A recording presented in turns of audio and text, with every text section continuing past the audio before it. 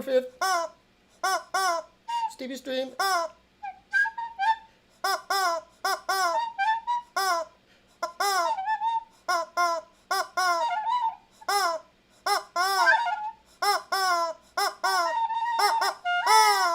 We have a very special educational stream tonight, okay?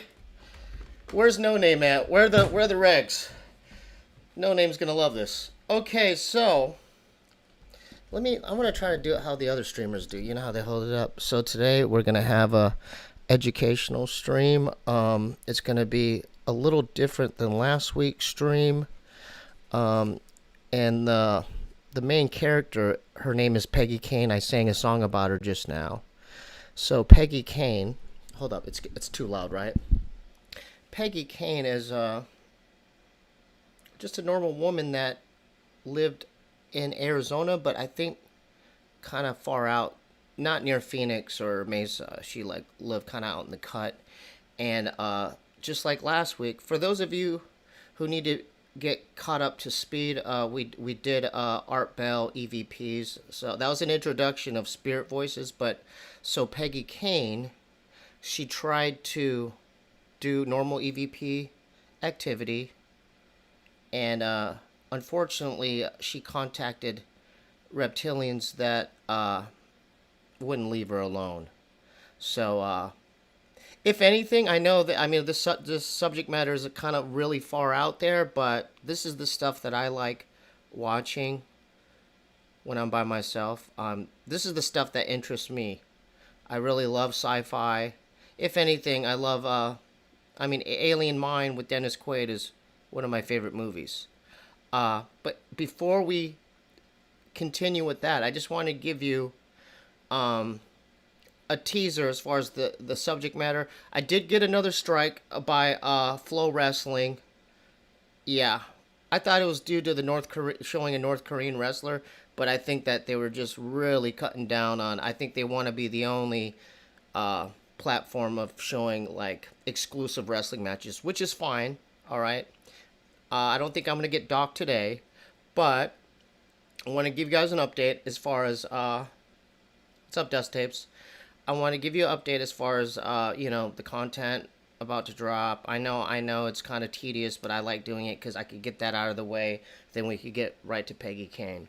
So I want to do something different as far as my content on Wednesday. I just did a normal, not even a rant, but my opinion. I had a hard time driving around Los Angeles one day. I saw some weird energy and activity, some negativity, and I wanted to just talk about drivers in Los Angeles. So it's a little bit different. I didn't go anywhere how I normally do, like to the Hollywood Bowl or here and there. I wanted to just, because there's other content creators that just voicing their opinion and their thoughts, and I wanted to take a shot at it. Okay, so tune in for that. The title of that video is going to be Angry Drivers in Los Angeles. Steffi's actually going to come this week as well. Part 3, Steffi from the Fun with Dumb podcast. And then I'm knocking on wood for this one. Ooh, I hope Cholo Fit comes through. Because Cholo Fit did say he agreed with the date. And that's going to be a good one. And I wasn't going to even stream today because I have a homie from AZ there's an event called PuffCon, but then that would have been a lot. I was gonna vlog it, but I'm like, oh, tickets were like $70. I think it was a 2-day event. I didn't go to PuffCon, but I was thinking about it, but I'm like, dude, that's gonna be a whole alteration of the day. So maybe next year I'll go and vlog it. I don't know. I know Cholo Fit is the shit. So, pray that Cholo Fit comes through. Oh, shout out to Angie and Eric for modding. Dude, I don't even want to... Angie and Eric, they gave me probably the best birthday present, ever. I mean, they got me a straight-up GoPro with the gimbal. So, I mean, talk about angels on earth. So shout out to Angie and Eric. They're good peoples.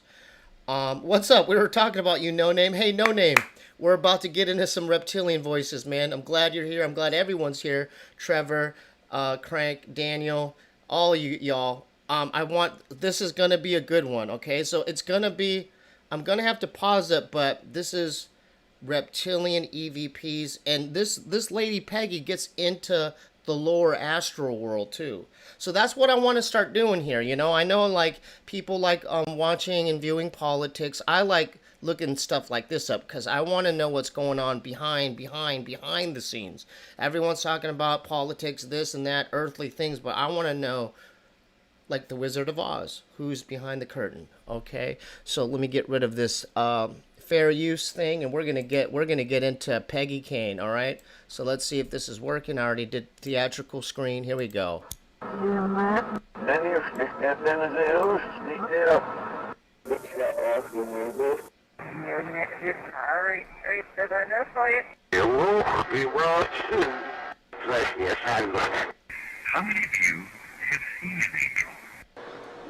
seen an angel?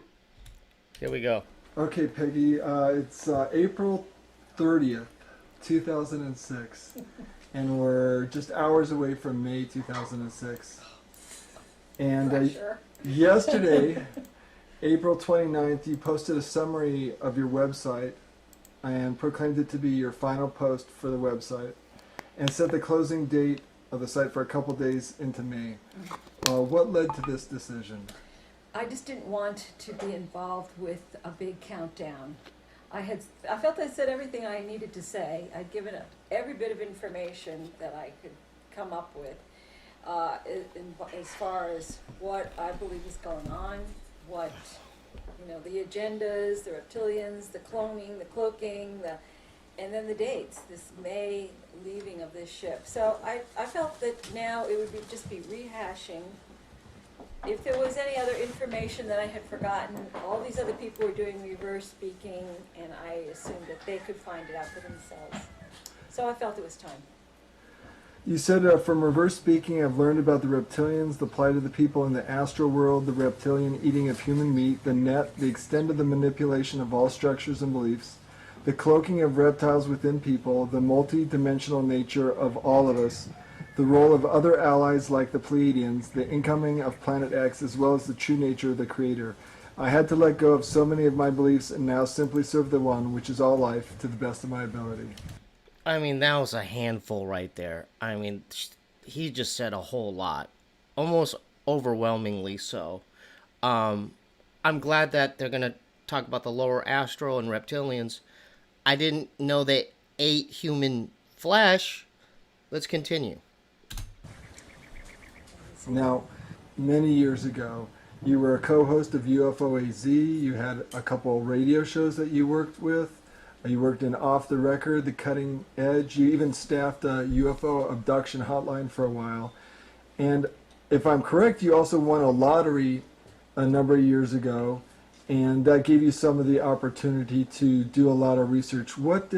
How has all the... I'm just saying that's my dream. That's everyone here's dream. You win the lottery, and then you could just do EVPs all day and try to catch spirit voices. That's crazy. Information that you've gathered doing reverse speech changed what you knew then to what you know now? At the time, well, I've gone through the process being raised as a Roman Catholic. I got into sort of Eastern meditation. I was in Eckankar. And then I went into the New Age. I listened to a lot of channeling and interviewing probably, I don't know how many hundreds of people over the time with the different, co-hosting the different shows. I heard practically every belief. I'm sorry for pausing. I have to pause a lot, but I thought that was David Icke in that portrait behind her. I'm like, damn, is there a conspiracy behind the conspiracy? A system available on this planet. And I subscribed to the fact that we were living here to learn, that this was part of the journey, that karma and reincarnation played into it, that there were different levels of reality, and that in our day-to-day reality, we can create our own reality through our intention, through our thoughts, through our beliefs. All right, Heidi, this lady, I'm sure you just got here. So this lady, her name is Peggy Kane. I sang a song about her at the beginning. She's a UFO researcher. I didn't know that. But we're going to get to the part where reptilians were messing with her life. And we'll get to that point. So, yeah, this is more of an educational stream. It might be a little tedious, but this is the stuff. I'm just glad y'all are here. This is stuff like I like watching. And I had to let most all that go. I found out that the near-death experience was a ruse, that we're in a net, we're in lockdown. This is not about karma and All right, that's interesting. She said, we're in a net. She's talking about the reincarnation cycle. So this is educational, right? Let's hear what she has to say. Incarnation. They reincarnate. This interdimensional reptilian race keeps us in a cycle in the game. We don't get out. We're just cycled around and around. If you mess up, usually by their manipulation, and you wind up in the lower astral realm, you are aimed to be hunted and eaten as food.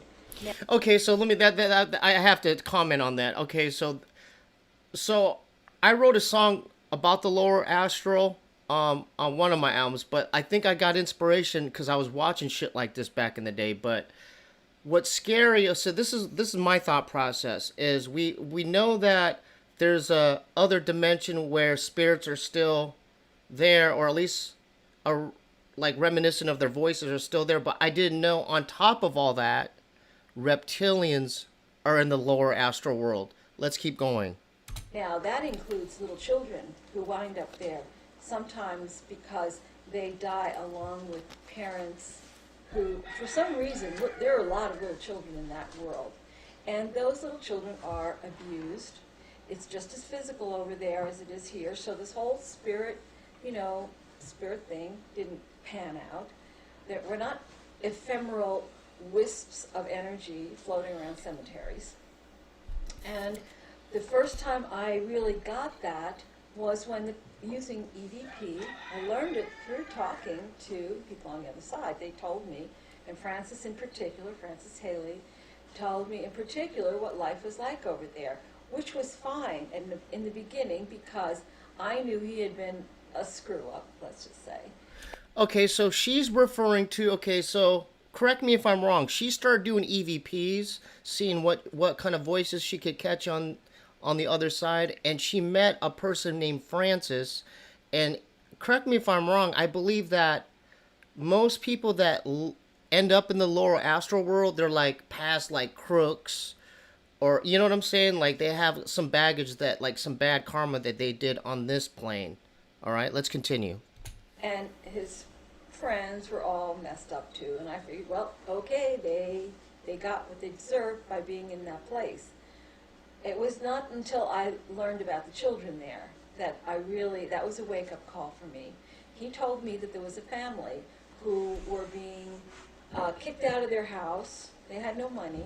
And he said if they go to jail, the sadistic jailers will rape the little children. All right, let's... And that was the day that I said, there's another agency here. This is not about God. This is not about karma. There's something wrong. Okay, so according to her, the lower astral world has not only reptilians, but crooks and thieves and children as well. And I don't even want to play that last part, but so here we go. Let's keep going. And that really is what got me started. And once I figured that out and I stopped being, a cloud riding New Ager, the people on the other side began to talk to me really honestly. Because I said, there's something wrong. You're not supposed to be there. This is not right. And that got their attention. And that's when they really asked me if I would try to help them. Of course, how do I do that? But now, you said, well, do you feel like a messenger of sorts? You said at one time on your website, I never wanted to be a messenger. But do you feel like a messenger of sorts? well, I feel like I stumbled upon this EVP and then reverse speaking. Can I just say something? I'm not even trying to be funny or anything, but because I'm going back to her winning the lottery. So I'm just saying this, I'm asking my chat, if you all were to win the lottery, would that even be on your top list of things to do? Wouldn't it be like, I want to go to Hawaii, I want to go to London, I want to windsurf? Because she won the lottery, and her first thought was, I want to get some recorders to catch some spirit voices, and then she ended up catching reptilian voices. I just can't comprehend that, right? It just happened. Whether it was ordained or not, I don't know. I don't feel that this is anything special with me. It's not my great gifts or my big psychic ability. It's nothing to do with that. It's a technical modality that I happened upon, and my intention for the website was to try to get other people listening too, because the more the better. And you succeeded. That's the best part of this.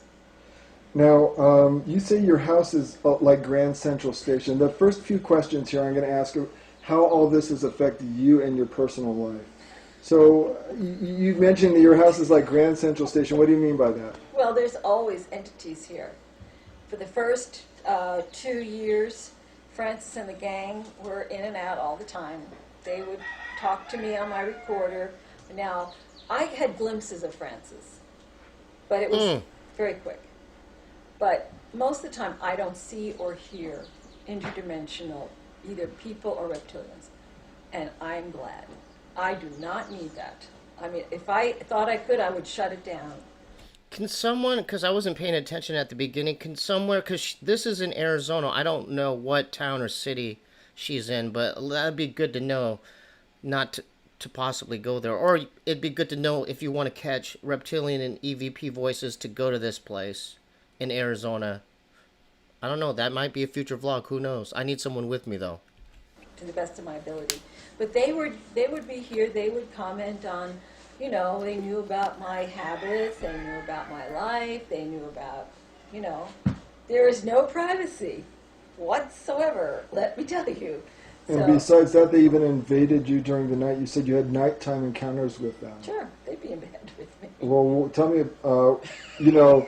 one of the more shocking parts of what you shared with everybody was that you had nighttime encounters with reptilians and that they molested you and made you pregnant at one point. I did. That did. All right, maybe I should stop the video right there. I mean, that's just, this is crazy. Why would you even stay at that apartment still or house when, one, it's Grand Central Station for spirits, and two, when reptilians are like next to you in bed and doing some crazy shit to you? It happened.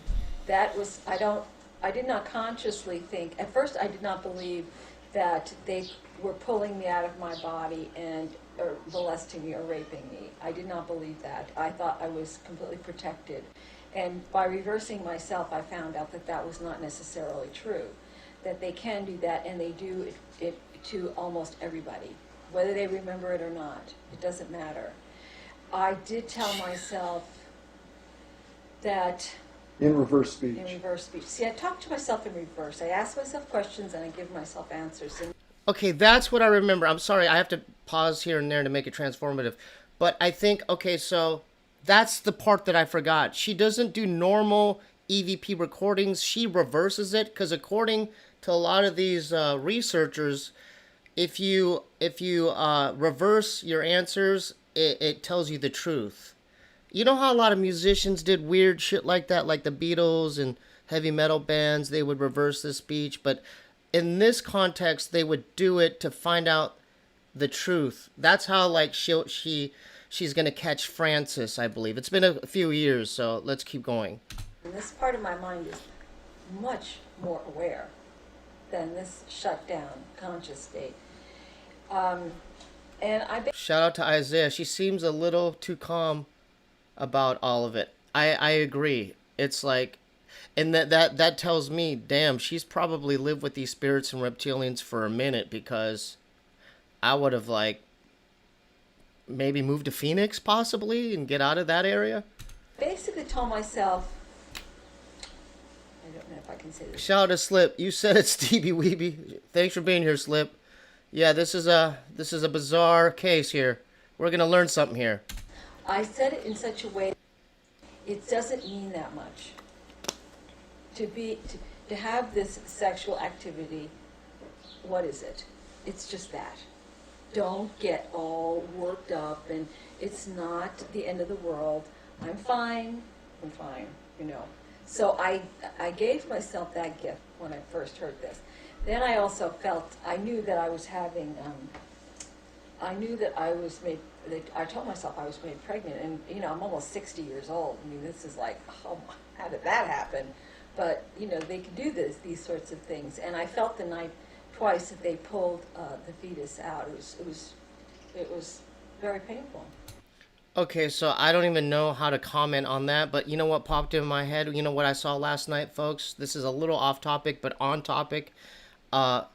Demons 2, the movie, is on YouTube. The whole entirety of Demons 2, so I watched it last night. Go check that out after this.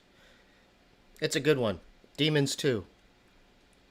I think it's Argento. I think it's an Italian director, but go check that out. I was in the middle of the night. I could feel it, and so yeah, there's physical. Even though you don't see blood, there's still the physical pain from something that happens like that. And how did you deal with that? I know all the stress dealing with the spirit people at one time gave you shingles. Isn't that right? It did. So how'd you cope with all that? You know, I just do. You know? Yeah, that's even, you know, that makes Rosemary's Baby look like not even a story. I mean, because this lady supposedly got essayed in her sleep by a reptilian. The reptilian impregnated her. So that's even beyond Rosemary's Baby. That's even worse, because at least at the end, Rosemary found out what was going on. You know, I try to keep a perspective. You know what really keeps me going? Again, thanks The for plight of those people on the other side, because my life is a cakewalk compared to theirs. Well, you said that you've also had to face a reptilian sorcerer, but that you were able to protect yourself and defend yourself through a force field that you've been able to put around yourself through breathing exercises. Yeah, it's a form of shielding, using protection, you can use if you the white light, but it's more than just a visualization. I sort of describe it as you know, it's almost like getting psyched for the big game. You know, it's like, you know, I don't even know how to put it in words, but it's like feeling this barrier, this shield, this. No name, I'm not going to even read what you just said. Shame on you. This force field around you, and then really pumping it up. So according to her, before you go to sleep, or you could shield yourself from the reptilians, from them messing with you. That's what I'm getting at. I think I was able to fend this one off. He was pretty strong, and the next day he said to me, "You have rare gifts," because they always talk on my recorders, and I think he left after that. But again, there have been times when I'm just out of it, sleeping, and I know I just get yanked out, and I find out about it later. So it doesn't always work. You even found out about your own death. You said you heard about your own death. Yes, I have. I don't really want to go into that. Okay. You know what scares me is, since they're in a different dimension, these reptilians, they know a lot about us. They're watching us, but we can't see them. That's the frustrating part, is like they know so much about us, and they wait for us to go to sleep, and then they can mess with us, but it's just frustrating. It's not this month, is it? I no comment. Oh my God. Now, you have a friend named Bill who died, and his death was very traumatic for you. Yes, Why it was that? What happened? Well, he was out down in our little house. We have a little guest house. He passed. We didn't realize he had died. He died down in that guest house, and he was there for 2 days. Anyway, so that was traumatic just on that level, breaking into the house and finding him.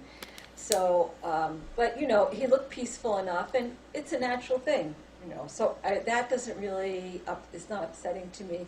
But I decided to get it onto the recorder and see how he was doing on the other side, because I can talk to the people on the other side, and I also speak to myself. You know what I believe? Because you would think any other lady, once she had an experience with a reptilian, they'd be putting their house on the market like, I'm out. But she just chilled for several more years.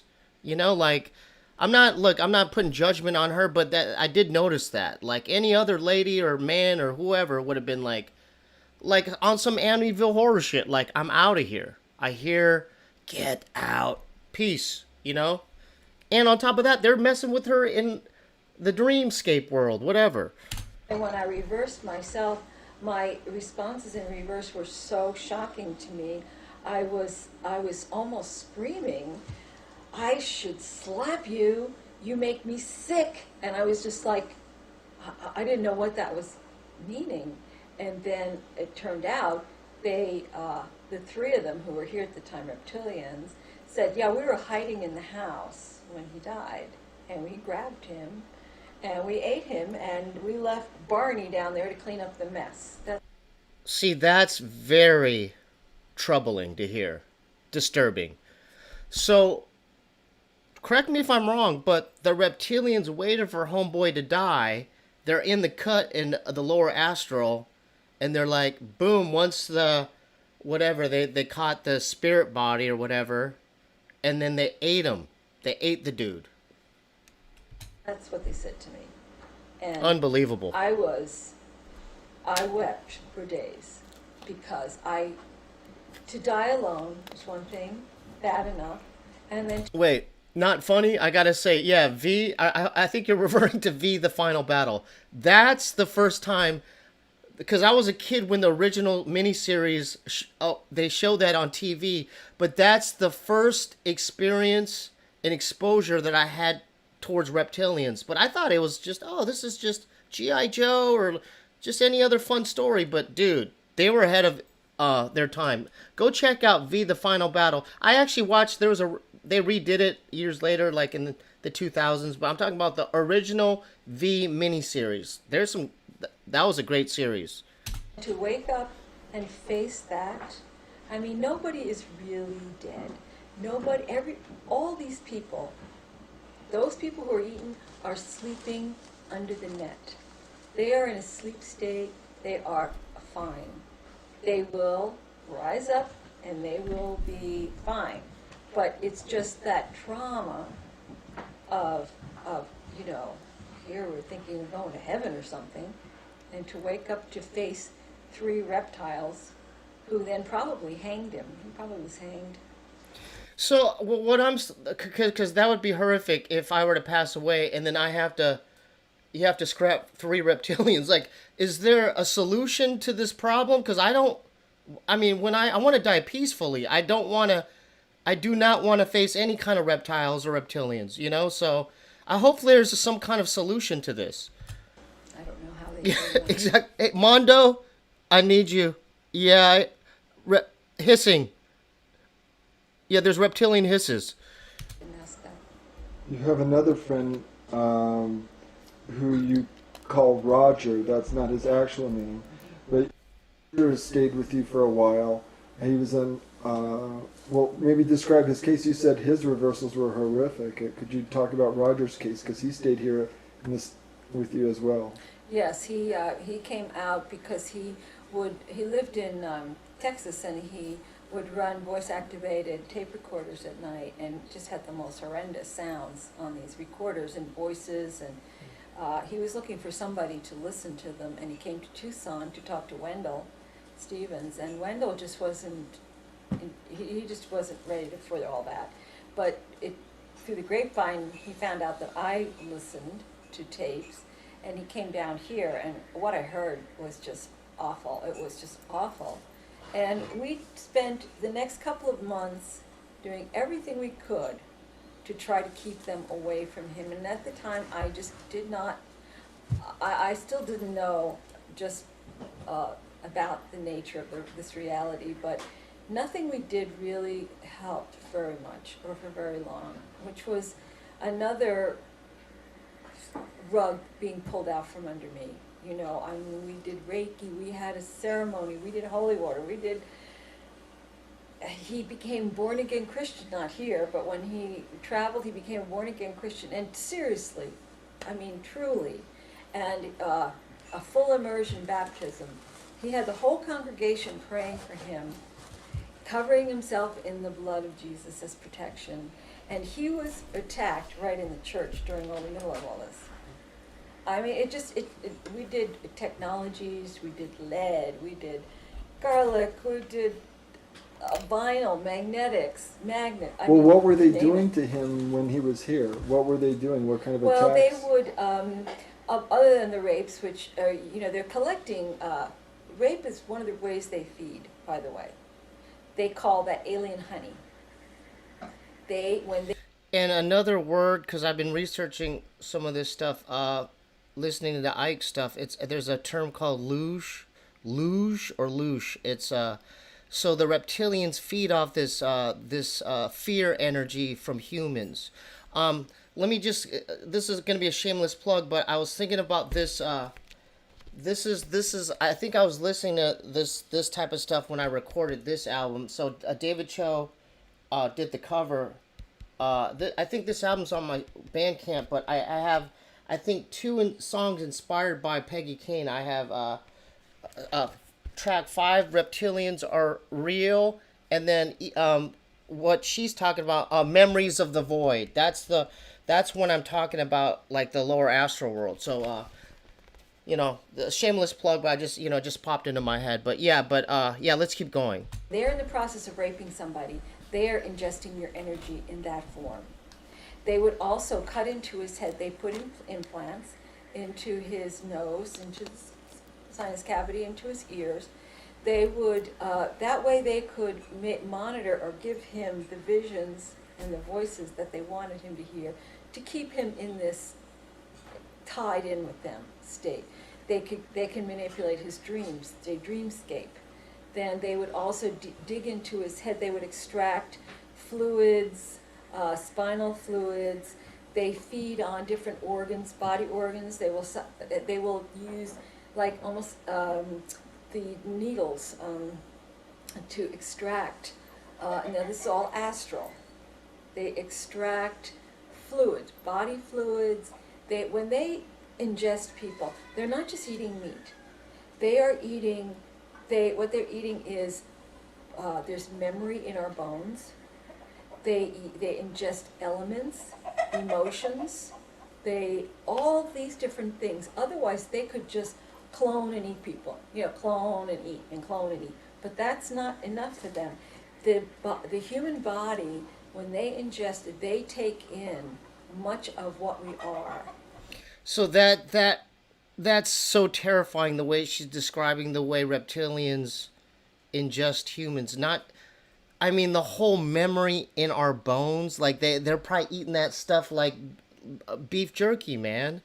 And it's very disturbing. I'm sorry. I didn't catch that last yeah. Or aspects of ourselves, not our true spirit or soul, but they will absorb our essences. So it's not just meat to them. When they extract spinal fluids, which they do from a lot of people, if you have bumps or funny things going on behind your neck or in the back of your head, they sell that. It's synthesized and it is a drug. It's like their cocaine. Okay, I got a few things from that. So astrally, they deplete your spinal cord, they eat your bones, but what is there, like a market out there? Because she said they sell stuff there. So that's one place I'm trying to avoid, and I'm sure all of you will try to avoid. Like, can we not deal with the lower astral realm and, like, maybe bypass that? Because I don't want to be around that. They transport bodies, body parts, and astral humans to Mars and to Orion, and they traffic in these. It's a big, big commerce. We are their whole life. Orion, Mars, and which are their two main bases of operation. They come from Orion. Mars they own. They have huge detention centers and huge meat lockers. Okay, so there's huge meat lockers astrally, different planets, and we're the product, humans. And that's terrifying. But look at the way we treat animals, like chickens and cows, you know? But that's just horrific. Most of the people who die are taken to Mars and they have hanging pens where they then kill them again astrally in these hanging pens. So they got Rocky Balboa meat fucking hangers where they hang us, and they sell us astrally on the meat market after we die. That's just fantastic. I think they probably are raping people while they're getting ready to be hanged. All right, you've said that enough, that's lady. God. Tremendous fear, and they ingest that energy. They will torture little children in front of their parents. That's why I like watching stuff like this, because it makes you think about, like, you know, like the satanic cults, you know, they have blood rituals and do weird shit. But what if they're doing that? Like, who's behind that? Who's really benefiting from that? They're probably twisted, but I believe reptilians are behind those rituals. So someone was asking about how Moloch and all that's connected. These are all, I don't know, deities that they do these rituals for, and then I believe reptilians are behind it. So that they can get that energy. I mean, there's no depths that this race will not stoop to. They have no compassion, cold and vicious. That's what I say about them. You also have a friend who you say has a reptilian inside of him. This is the same man. Same man. He got seeded. Many people are seeded. If you Wait, hold up. You could get seeded by reptilians on the seeding process, which involves placing an astral body in the mind of a reptilian ET inside an abducted human's mind. Oh, fuck that. No thanks. Don't sign me up for that. he's described it as tentacles, almost like tentacles of thought, like these thoughts that are very negative, I destructive. know No Name. Thanks for being here, No Name. Almost like wash over you like a wave. And now he knows what's going on. He saw this thing in his astral vision rise up out of himself and look in his face one night. Very dark. And the ones around him that torture him every night also will put energy into the thing to try to help it grow. If you don't know, every major political, moneyed, power person on this planet has one inside of them. Almost virtually every one of them. I don't know. Did you hear what she just said? She said every political person almost has a reptilian seated inside of them. This is crazy. Either this lady's out of her freaking mind, or I don't know. No Name, what do you think? What do you think, No Name? They're conscious of it, but I can hear it in their reversals. It comes out right away. You also mentioned you had a niece who had suicidal tendencies, Yes. and that was also related to this reptilian phenomenon. Yes, I recorded with her. She was a cutter, cutting herself, and then she also tried to commit suicide. And beautiful. She's always been very, very psychic. As a matter of fact, she sees dead people, just like the Sixth Sense movie. We just talked about this last week, how I saw this movie in the theaters. You know what I'm saying? But this is even more troublesome because of the fact that they could influence, like, on some whisper shit, like, you know what I mean? And we don't even know it. And I would have thought, well, you know, maybe she's just exaggerating. She's about 16. But she saw Francis, who had traveled with me years ago, because he was always hanging around me. And as soon as she said that, I knew she was for real. But during this time, they would give her nightmares. They would talk to her, get her, you know, all these negative things scare her. And she tried to commit suicide. And when we recorded together, when I was out there a year and a half ago, we were recording, and the reptilian speaking on the tape said, "We made you cut. We wanted you to commit suicide." And that was a big wake-up call for her, because she realized this was not her. This was her being influenced by them. So there you go. There's a lesson to be learned there. If you ever have thoughts like that, just keep in mind, these might be reptilians influencing you, okay? Don't do it. You also feel that your husband Nick is not of the earth originally, that he is of Syrian descent. I said that in reverse. That's the only reason I know. No, someone asked. No, Steve, have you looked into remote viewing and astral projection? Not really. Maybe we'll get into that in the future. And how about yourself? Do you feel kinship with the Pleiadians, or? Yes. I wouldn't have.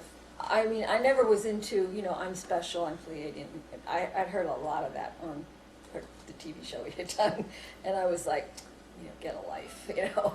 But back when the reptilians first started showing up, they kept calling me the Pleiadian. And I kept hearing it over and over again. And it was coming up all the time. And then I heard from the Pleiadians. For a short time, they were able to talk to me. And then I knew it was true. And I would say there are lots of Pleiadians here. There are lots.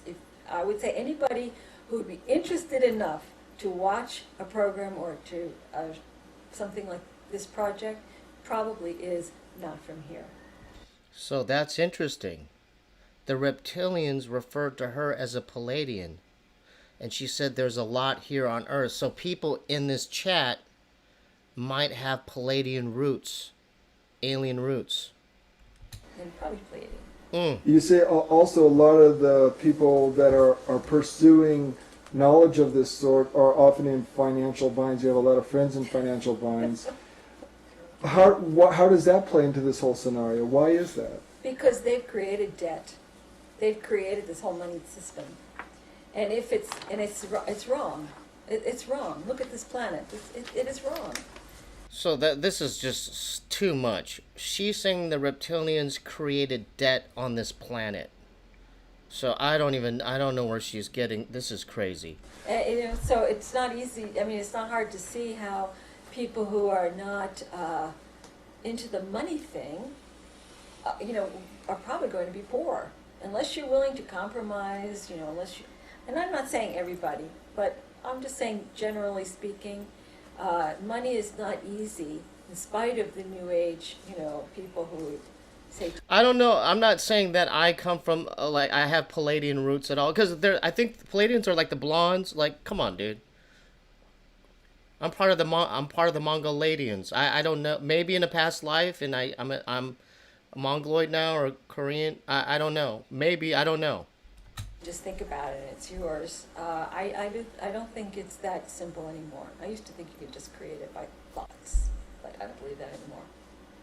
Now, you started in all the interviews that you did on UFOZ, you talked to so many of the brightest and best people in the metaphysical and UFO fields. I remember at one time Jim and you and myself put a show together. And I'm thinking I'm going to turn this over to Peggy Kane, and she's going to be talking about reptilians. Peggy? Thanks, Jim. Hi. I guess reptiles have fascinated and intrigued and repulsed. Now, what kind of led you to the point involved in reverse speech, and then... No name. I'm not saying it, but you might have Pleiadian roots, my friend. If you're still here in this chat, and it's kind of interesting to you, you might have Pleiadian roots, bro. That's all I'm saying. Maybe. Or EVP, and then from there into reverse speech. I was interested in EVP for a long time. I'd heard about people doing this. And what does EVP stand for? It's electronic voice phenomena. It's capturing spirit voices on digital and tape recorders. And I found that really interesting, and I decided I was going to try to do this. And for 3 months, I never heard anything. And then Well, where'd you first hear about it? Well, years ago, I was on like a sighting show. I think that was the first time I'd heard anything. People would go out to like the Confederate cemeteries or different places and pick up voices. And this is a good string. Because last week, to give this context, that's what we were listening to is spirit voices in like mausoleums and cemeteries and funeral homes. So that's what she's talking about here. I thought that was very interesting. But I wanted to take it to a new level. I thought, well, I would like to really speak to spirit guides, extraterrestrials, didn't know what I was getting into, angels. I didn't want to just talk to, dead people. I really wanted more. but it took me in a whole other direction. Now, you've been listening to EVP for a lot of years now, 4 years plus, at least 3 to 6 hours a day, you said. How many recorders do you have? One time I had 10. I've worn a couple of them out. I keep breaking them because I use them so much. See, that's what's up, Roy? Illuminati, real reptilians, I think are not real. Maybe so, but this is still interesting stuff to me, man. This lady won the lottery and she bought 10 recorders. And this is what she likes to do. And so that's what kind of boggling my mind. It's like, damn, you won the lottery and this is what you're doing? And why were you so determined to talk to your loved ones, the spirit guides, the angels, and those of higher consciousness? Oh, it just was the neatest thing. I just thought I wanted to get it. I've done so many interviews with people telling me what they think. I wanted to go right to the source. I wanted to talk to a person on the other side, or an angel, or a spirit guide, and say, now or an ET. Okay, now let's hear it right from you. I'm just saying, I'm kind of like scared because I could see myself in 5 years becoming like Peggy Lee. And then it's like, hey guys, I'm east of Tucson.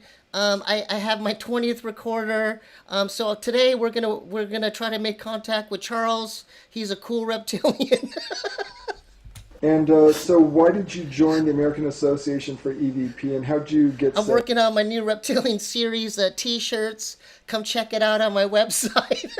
at that time? Well, it's on, they have a website and an e-group, and I just joined it, and I wanted to get... You know what would be sick is if somehow in my journey I met her, if she's still alive, and I go, hey guys, we have a new podcast. It's called Peggy and Steebee, and we're really starting off strong with all reptilian stuff. At their feedback, and they helped me with the technical parts of it, and then and it was a lot of camaraderie and people sending their EVP files and all that. So now back to those first 3 months. What were your early experiments in EVP like? Well, for 3 months I didn't hear a thing, and then I heard my... Yeah, best believe he'll try to. My brother would snatch the recorder. He's like, dude, if you don't stop doing this, I'm gonna tell mom. That's what he would do. I'm gonna tell mom, dude. He always goes to that. That's like the final straw. I'm gonna tell mom.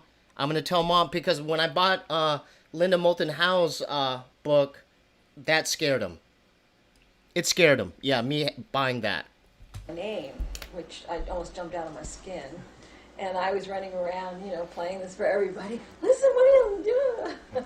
And then I got the old Panasonic RRDR60 digital tape recorder, which is very noisy, and you can pick up, because of the internal noise. See, spirits need a venue, a sound to create speech, and this had a lot of noise in this recorder. It's really a terrible recorder, but very noisy, and that's when I first started hearing from Francis. Now, early on you spoke with elementals, you spoke with the tree, you even spoke with the earth spirit itself.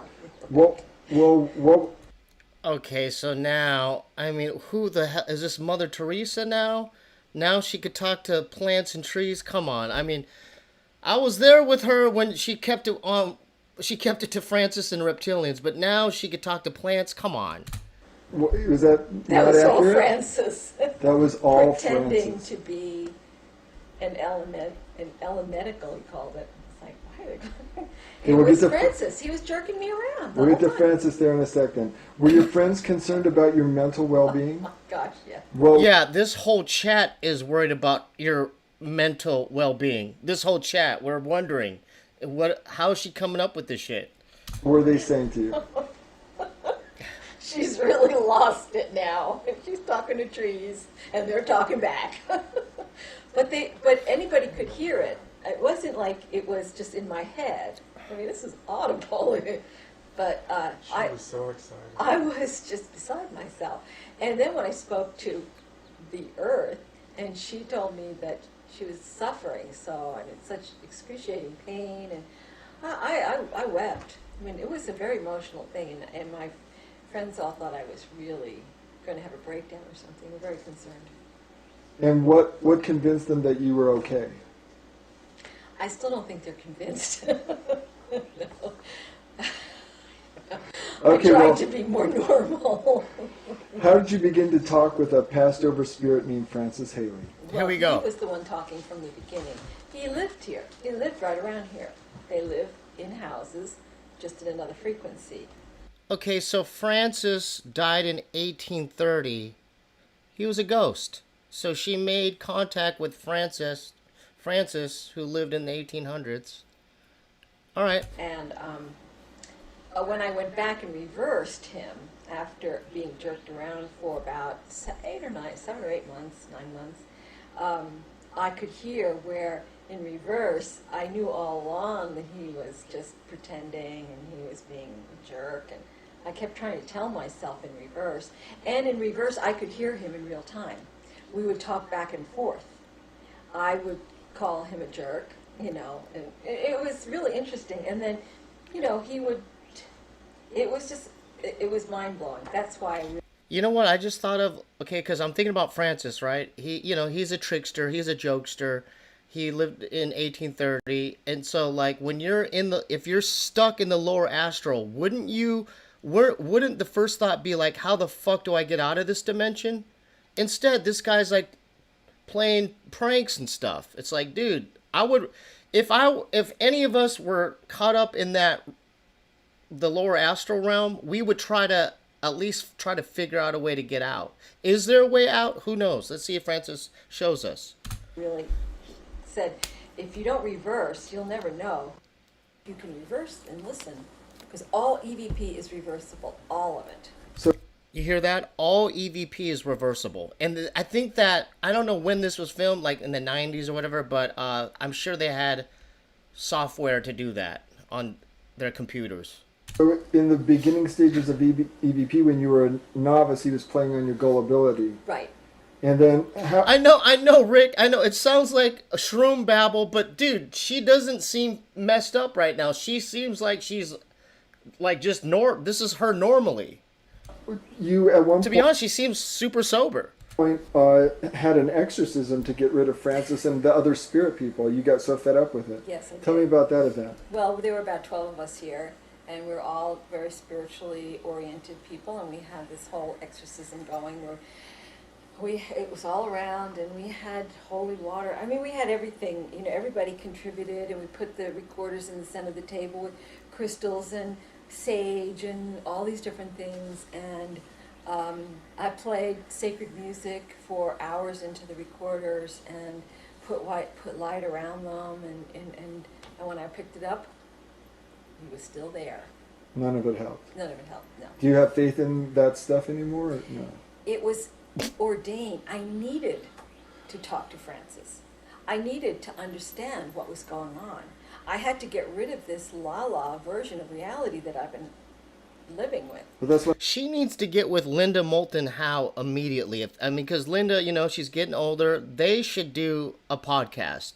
Peggy and Linda's podcast. Because they could trade notes. Because Linda knows a whole lot too. I'm asking. Do you think the crystals and the sage and the sacred music, is that lala, or is there some value to that for you I still? think that there can be value. I think it's intentionality. It's more about your own intention.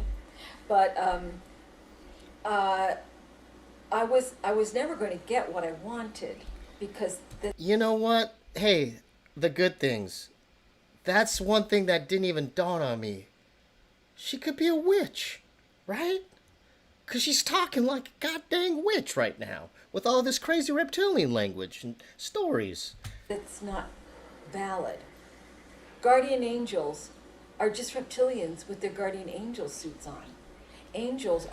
Did you hear? Guardian angels are really reptilians with bodysuits on. You can't make this stuff up, okay? This is insanity. Are reptilians. Spirit guides, for the most part, are also reptilians. Ascended masters are reptilians. Practically everybody that's dealing in this reality, and I'm not going to say everybody, because I did talk to I talked to Francis's consciousness who was assigned to watch over him, and that was real. But we're still in this lockdown, so much of what we think is going on is a lie. Okay, so I just took notes. I don't even know why I'm taking notes. This is crazy. I wrote Panasonic RDR50. Why did I wrote the recorder down? But check this out. She just said guardian angels are reptilians. Spirit guides are reptilians. So when you pass away, who do you trust? Who do you follow to take you to heaven? You know? How did you come to discover reverse speech finally? That's when I had heard of David Oates and had listened to him on Art Bell, and while we were at the You know what's crazy? We were listening to Art Bell last week, and she just said I was listening to Art Bell. So this is synchronicity lining up. This is supposed to be going down. This stream is supposed to be going down. Like this stream, tune in. This is an educational reptilian stream. Prophets Conference, we interviewed him. I always thought it was fascinating, and I just started experimenting with it. I'd heard about you could reverse EVP, and when I finally did... Oh, God, where you been, Julian? See if you can collab with Ghost on that recorder. Take it easy, man. Take it easy there. Let me research a little bit more. I don't want to jump into this whole thing right away. I need to do more research. And especially not now, because you could contact reptilians. It was a shocker. About reverse speech, you say, I, like virtually all of you, have been on the same quest and literally stumbled into EVP and reverse speaking. These open doors to me. I've heard it described as pulling aside the net for a glimpse out. It certainly has its limitations, but I've come to rely on this as probably the least corrupted source of information. Look at her, dude. This is what she does with her lottery money. Look at, that's the program she was using to reverse the speech. Peggy Kane in her sound studio analyzing audio recordings with friends. People like doing this stuff for funsies. I don't understand. Information within this net, as there is no conscious control over it. We can't give ourselves reversals. It isn't conditioned by what we believe nor what we have been taught. It is outside of time and reveals the past as well as the probable future, which is not cast in stone. In all of the 400 plus people I have listened to in reverse, no one has ever given a different story nor contradicted this basic information. Many add to it, but it is always the same story. Right. So you're starting... Julian, she's making beats with ghosts on GarageBand. I was just thinking that. You know, that's so crazy, Julian. I was thinking, like, all right, so she's taking these spirit voices, EVPs, and reversing it to find out the truth. Dude, why don't you just hop on Logic and make banging beats, too? And, you know, you have enough. She could probably have 10 albums with just spirit voices and dope-ass beats. Electro break beats or something. To reverse EVP for the first time, and what are you discovering? That Francis was pretending to be my spirit guides, the elementals, the earth, that he and his little group of friends were jerking me around. And then they came up, once I started to get it. No Name said, Peggy definitely played the Black Sabbath records backwards. Thanks for that. They admitted it and laughed, and they thought it was just a tremendous joke that I was so gullible. And that's when I tried to get rid of him, of course, but then he was not going to go. But it wasn't until I started really talking to him, and it took a long time because he wasn't the kind you could just sit down and have a regular. Yeah, you know, that might be a good idea. You know, there's a lot of stuff I probably need to do. The fart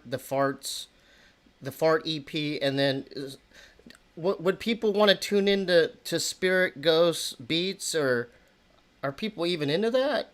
I know no one's doing it. The conversation with him really was quite mentally ill, actually.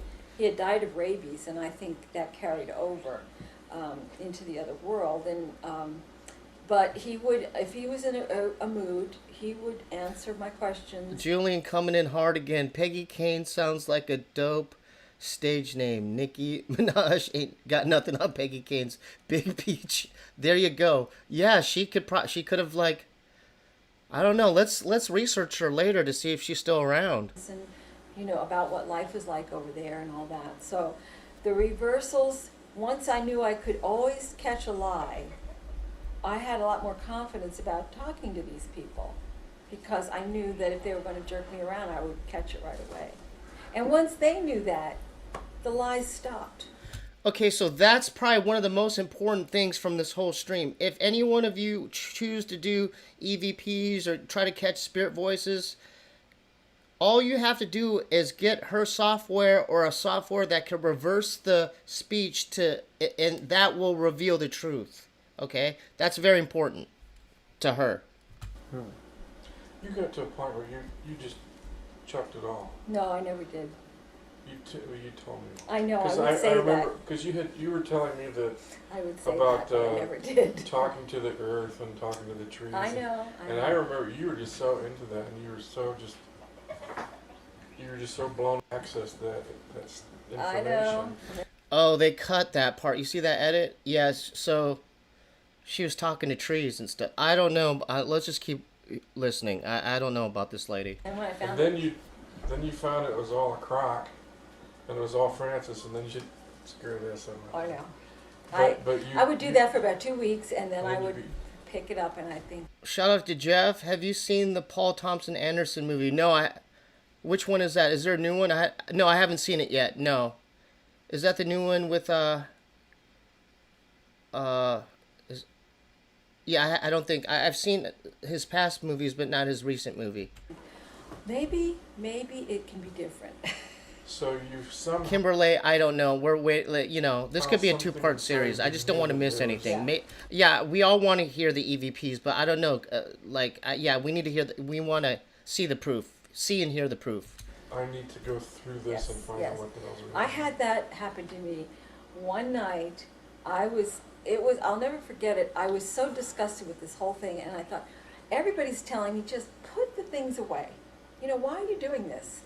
You know, you're jerking around with these lower astral and, people, and they're just liars and screwed up.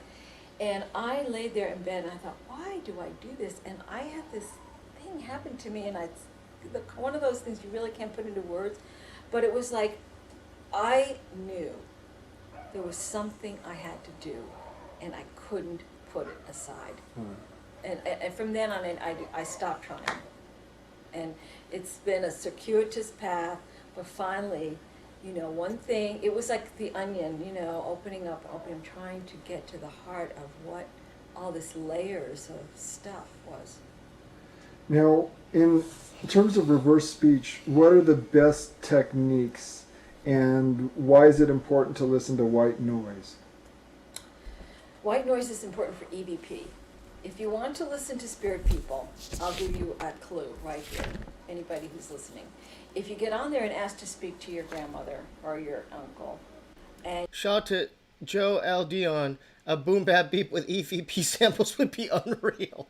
Julian again. EVP is way better than EDM.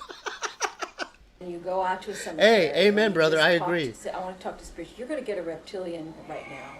Guaranteed. You will be talking to reptilians, and they will be jerking you around.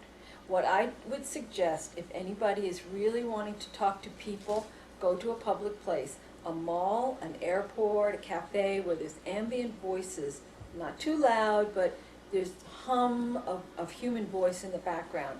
And then tell the astral people what you have heard me say. Their lives are horrible, that they are hunted for food, and that this thing is going to end. It's not right what's happening to them. They will talk to you. They will really work hard. They're not allowed to. It's illegal over there now to talk into a recorder. So they will do it, but they have to be very careful.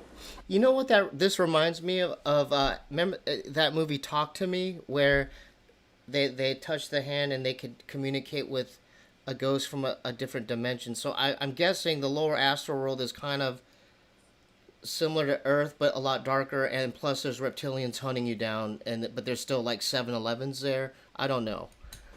And what are the best reverse techniques for asking yourself questions so that you can get to the truth of yourself? Well, you need a recorder and you need software. I use SoundForge, but there are other. She uses, hey, write that down, SoundForge. I'm sure there's better programs. She uses SoundForge to reverse the EVPs. There are recorders that have reverse on them, but you need to be able to slow it down because it's very fast, and you also need to be able to do something they call trim crop, or isolate a small phrase and then fill the screen, and slow it down so that you can see subtle words, and you just Yeah, so she's basically talking about the wave. You need to fuck with the wave. have to have a lot of patience and a lot of time, and work it. You know, just work at it. When you're It's a listening to lot. crowds, what has that shown you? Nobody write that down. I know, but do you know what I'm scared of? I'm scared that I'm gonna end up like Peggy Kane in like a couple years.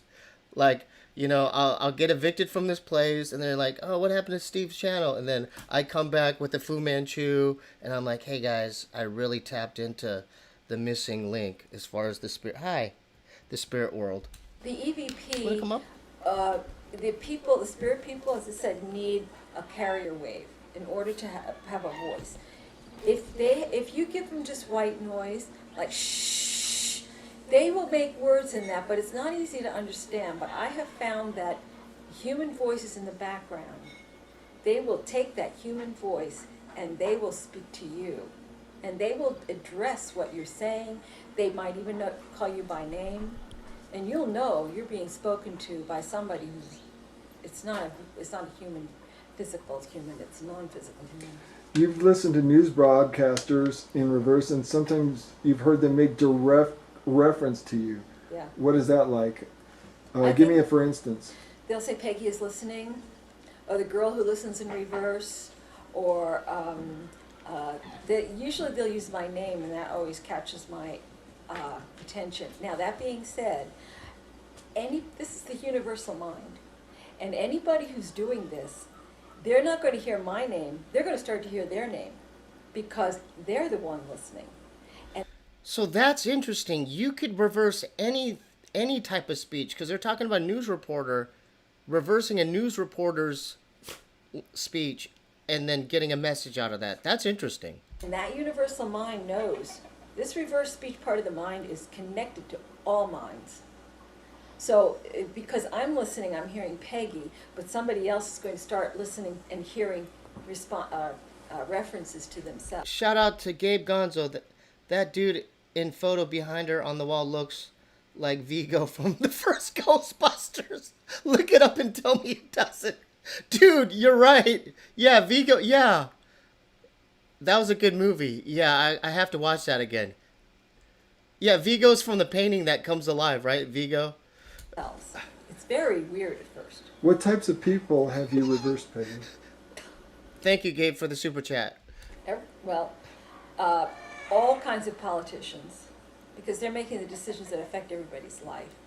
Lots of people in the UFO field, in the metaphysical field, just people on talk shows, friends, myself all the time, and lots of spirit people. What are some of the most astounding reversals from You're right. I think it is from the second Ghostbusters. You're right. Yeah. these people that you've heard? Some that really stick out. When I first heard that on the wedding of Charles and Camilla, when the reptilian said, "Yeah, I'm a wolf peg, but who's going to believe this?" It's such a bizarre That was our first EVP. Did you hear it? story. I have lots of them. I have reversals from Pleiadians who used my voice to communicate with me. Lots of reversals referring to the One or God, and how things are going to be so much better in the right after we get through this, what's coming up. And what percentage do you get for getting good reversals? I think for top quality, about 5%. But I can hear, on a good recording, on a good audio, I can probably pick up 40% in reverse. But that's because I have listened so much and my ears are really clued in. And once you get into the flow of it, it's almost like listening to a story. It may be slurred, maybe some bad grammar, but you're getting it. If you just sit down with somebody else in the room and you play a reversal. Yeah, I mean, yeah, Ghostbusters was scary, but you know what else? I was scared of the first Gremlins. Those things scared me too. Remember Gremlins? If they're not used to hearing it or it's out of context, they're going to have a much harder time understanding what's being said. Now, a lot of UFO contactees have... Raya said she should have just invested her time and money in writing sci-fi. I agree. Julian, coming in hot again. Can you reverse the rooster sound? Received information through automatic writing. How is automatic Oh, writing Gizmo. different than reverse speech? Automatic writing goes through the mind, the conscious mind. Whether you try, even if you're trying to put it consciously aside, it's still the conscious mind. And it can be. I would have to reverse somebody talking about their automatic writing. But I can tell you that I have never reversed anybody channeling that it wasn't manipulated. So if you're coming through the conscious mind, which is what mostly we do, there's a good chance of manipulation, So when we had Daryl Hank on the show, we were talking to Lizzie. probably. I think I reversed him and since he was. You said RS is telepathic and it's the ultimate truth serum. Why do you say that? It's in Finland. It's connected to the universal mind. You cannot lie. You can't manipulate. You can't give yourself reversals. It's impossible. You get what you get. And it will always tell you if you're lying. It will reveal the truth. Even if you don't know you're lying. Even if you think you're telling the truth. It'll tell you if it's not correct, if you're incorrect. How do you think that happens, that the mind is able to transmit this information onto an electronic media? Well, I think it's new. I think it hasn't had a chance to be corrupted as much by the reptilians. Reptilians know our minds inside out and backwards way more than we do. They're dreamscapers. They channel. They do, they give us all kinds of visions. That's terrifying. She just said reptilians know us better than we know ourselves. They know our minds, the way we think. Oh, that's horrifying. Dress up as angels, whatever. But this is new, and I don't think they saw the impact. They didn't see it coming. And given enough time, I guarantee. You know what, Helicat? That'd be interesting. Damn, I have a PC. Should I start getting into reverse speech? Yeah, because we could take this whole thing and reverse it to see if it's bullshit. You're right. They corrupt it. They would find a way. But right now, there's times when it can be manipulated, but it's few and far between. And if people here and there and there and there and all are actually working with this, they're going to have a hard time with this because it's a new thing. They've had thousands of years to play with our mind. You've talked about using reverse speech to get to the truth in your mind and also correct your mistakes. Yes. If I have a question or if I'm wondering if I'm right about something, I will speak about it into a recorder.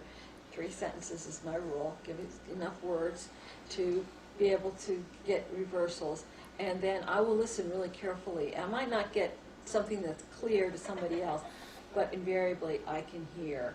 And if I've been mistaken, like when I said, oh, well, I can't be raped because I'm protected and blah, blah, blah, blah, and I said, no, that's not true. You've been raped. So, I mean, sometimes you get more than you want to hear, but you will tell yourself the truth. You said RS part of the mind is brilliant, but that our beliefs can color reverse. Someone asked, will reverse chat work? Well, according to Peggy Kane, yeah, that's how you find out the truth on what people are saying or spirits are saying, is you have to get this software, reverse it, the EVP, and then it'll tell you the truth. Speech. Yes. It can color what you hear. Can color what you hear. Can you tell me what you mean by that? Well, I think if you're very, very religious and you think you're hearing something that will go along with that, let's say you have a strong belief in Christianity, I think you will hear, because it's there's a lot of reverse speaking that is, one person may hear this, another person may hear that, and I think that I know that some people will hear things that will go along with their belief system because they really want to hear that. Mm-hmm. That's what they want to believe. Do you think that's the case with yourself at all? I don't think so because, and I'm not saying that it's not possible, but I had everything pulled out from under me with the EVP stuff. Really before I was doing a lot of reversing. And when I found out what it was like on the, I mean, Yeah, it's freaking everybody out, Helicat. Yeah, this whole thing's freaking me out. Because I don't want to believe that there, like, when you pass away, there's a dimension where you could possibly go to where there's reptilians hunting you down for your bone marrow and your human flesh, and that they're gonna sell your meat on in a cosmic meat market. I don't want to think about that. I don't want to know that that exists. I want no part of that. And on top of that, isn't there, like in the Matrix, you know how like Neo, there's that telephone booth where they could exit between dimensions? Like, can at least give me hope. Isn't there a thing where you could escape the lower astral so you could go to a different dimension? Because it seems like that's just like the worst place. It's like kind of like hell, right? I lost all my voice. I mean, I lost my faith. Not my faith in the one. That is always true. I think that what I've been listening to has been pretty honest, because I don't have a strong religious belief system.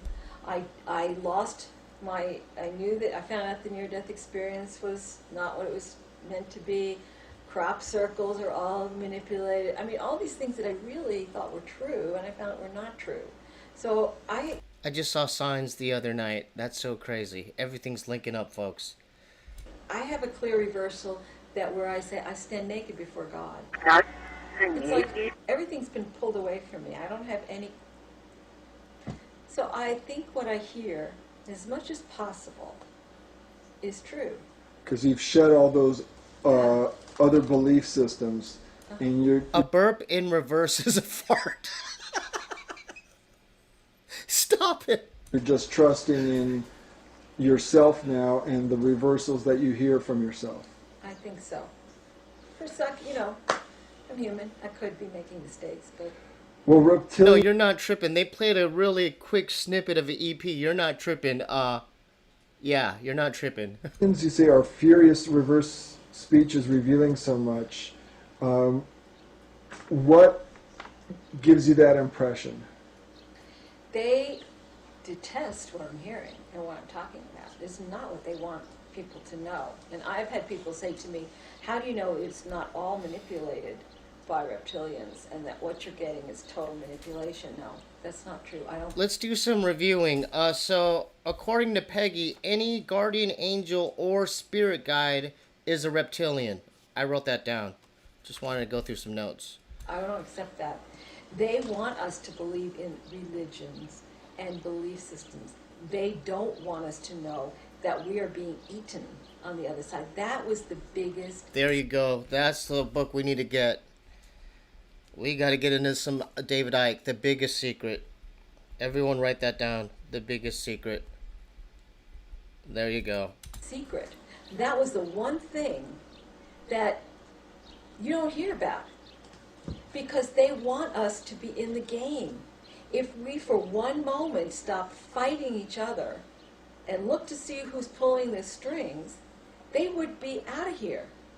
We would join forces. There would be no more war. There would be no more manipulation. They want war. They want manipulation. They want us fighting and arguing between... That's interesting. They want war. They want us fighting in what's happening on Earth, because guess who's benefiting the most, according to Peggy? Reptilians. They love this shit. Ourselves. They don't want us to know that when you die, there's a very good chance that you will be eaten. I don't want to be eaten. You've also said... I'm not only speaking for myself, but I'm speaking for my whole chat. We don't want to be eaten by reptilians, and none of that. That the reptilians are starting to have the capabilities of changing files in your computer. They have done that, but it's crude. They usually... Okay, now she's stretching it. So she lost me right there. So they're able to physically manipulate her computer files? Come on. Say sexual things or threaten me. It doesn't happen very often with big voices. They can change EVP very easily, though. Now, you're the first person that I know of to reverse EVP. Are there others before you that have done that? I'd heard of others reversing, but obviously people are very fixated on wanting to speak to loved ones, and if they that's why I left AA. Yeah, Eaton, Ray, Worley. Yeah, because I don't know if when you started watching the stream, but at the beginning, she said that there's human meat markets where they sell human meat cosmically. Like there's they love it.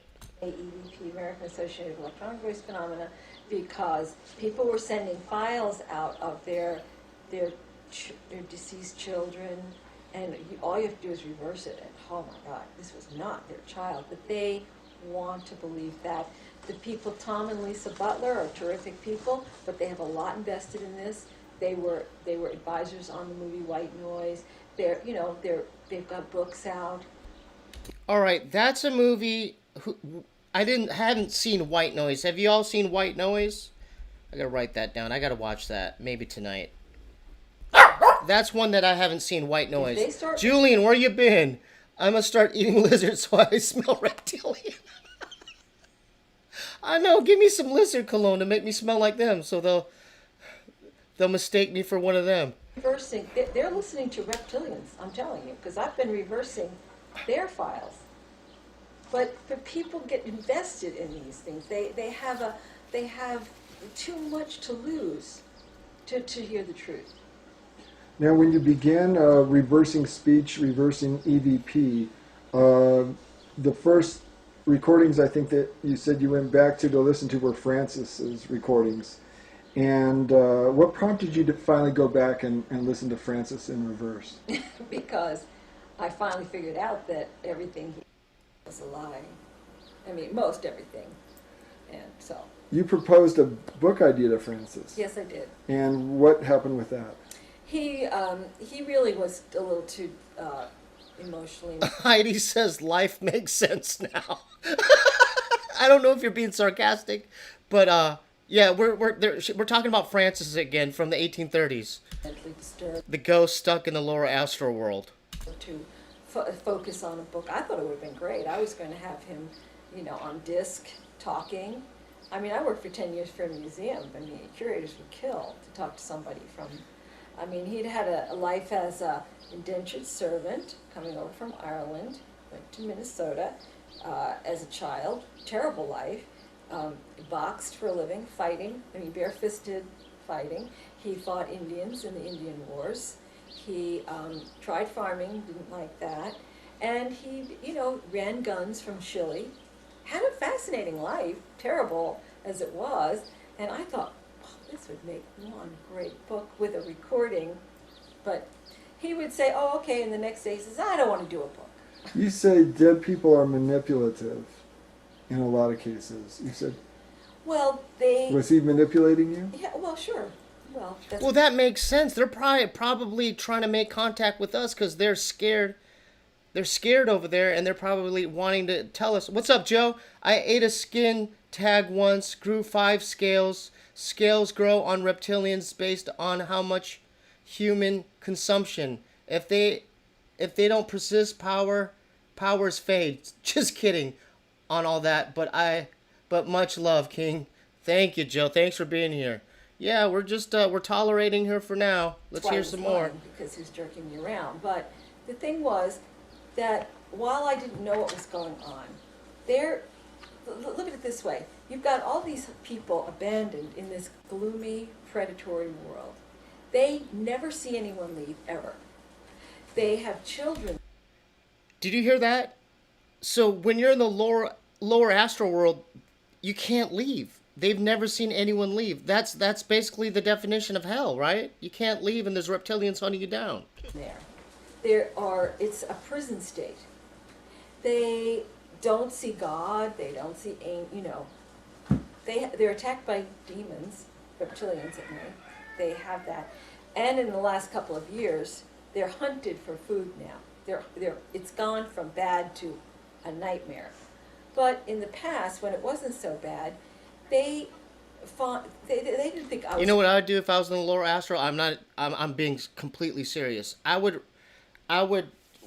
just cake myself in feces and just poo everywhere so the reptilians won't want to eat me. I'll be like, you don't want me. I'm the wrong one. I'm the wrong one. You don't want it. Was ever going to like be able to help them or anything. I was strictly a patsy, that they were going to jerk around for a while for entertainment's sake because they're bored and they have very little going on over So there. why did Francis quit lying to you? Because I found out what was really going on by when he finally fessed up that it was him and his friends talking, and then I started reversing him. And then at first, I tried to get rid of him for months, and finally I said, well, let's start over again. Let's have a truce. And then he was amenable to that. He really wanted to. So asking for a truce really helped out. And the fact that he knew he couldn't lie anymore. What was life really like on the astral realm once he and his friends began sharing honestly with you, knowing that you had the reverse speech tool to find out whether or not they were lying to you? What did you begin to find out? They live pretty much like we do, except it's darker, more predatory. They have to make money. They do mostly by stealing, gambling. People steal constantly to get things. They're drug addicts there. I talked to Geraldine. She's a heroin addict. They get together and have orgies just because that's nothing much else to do. They try to get business deals going, which is usually kind of seedy stuff. I actually talked to... So basically she's describing Earth, but with reptilians, right? Because they have to make money somehow. I'm sure there's stores and businesses, so wow. Or he was supposed to have business dealings with a man who was part of the Manson family. TJ? That's so crazy, because someone said something about Manson family earlier on the chat. That's so crazy how things are linking up. That didn't pan out, but it's very dark. It's very gangs, street gangs. He would. So MS-13 is in the lower astral world. There's freaking street gangs in the lower astral. You would think, Earth would be enough as far as gang activity, but no. There's reptilians. There's street gangs. There's thieves. Oh. Talk about the gangs are in the city tonight. It was just not a place you wanted to be. How did Francis's friends on the other side treat him? They mostly didn't like him. He wasn't very popular because he was a pain in the neck. And what became of them? They all went to the Pleiades. Okay, now, before we get to that part of... So that's encouraging, right? So they all went to the Pleiades. There is a way out to exit the lower astral world. So that's what we're waiting for. That's good to know, because that doesn't seem like a good place to be. The evolution of what happened with you and in your contact with Francis. At one point you said you realized, and in your own words, Dude, that if I was in the lower astral and I saw the Pleiadian ship, I would put on a blonde wig. I'd be like, hey, I'm here. Get me out of here. Dude, I'm Pleiadian, dude. Get me out of here. I'm blonde. Check out my blonde hair. I just knew this had nothing to do with God, and you began to research this dark world, reading both the Egyptian and Tibetan books of the dead and lots of UFO material. What did you discover during that period? Hold on, let's write that down. Tibetan Book of the Dead. See, this is an educational stream. Are y'all having fun? This is very educational, isn't it? We're learning a lot. Well, the Egyptian and the Tibetan books of the dead both talked about alligators and in this nether. Shout out to Steven. Sub Steve, did you hit up Coriano Loco to meet up with Creeper from Cholafit? Can't wait. We'll see. Coriano Loco is a whole different ball game. I don't know. Hopefully he'll show up. If Cholafit shows up, hopefully Loco will be there. The world, that could consume you. But it was, I think it was Raymond Fowler who had written a book, mostly to the Andreasen Affair books, and he had this statement that said, and I never forgot it, he said that it could be that the UFO death is the ultimate UFO abduction. Everyone write that down. UFO death is the ultimate UFO abduction. Write that down. If anything, write that down. UFO death equals abduction. Right? Never forget that line. Then I also read it, Linda Howe. There you go. There's my homegirl, Linda Moulton Howe. It's all linking up, dude. It's all linking up. Synchronicity. Look at that. Look at that. Talked about these underground bases and how they could take the soul contain these. Damn, look how young she is. Yo, respect to Linda Moulton Howe, the OG. Right there. Respect the name. Manipulations of human beings done by these entities, and some of them were reptilian. But it just, the idea of children, I could never get past that. That's really what got me going on this. Tell me, what do you mean the idea of children? The idea of children in that dark world.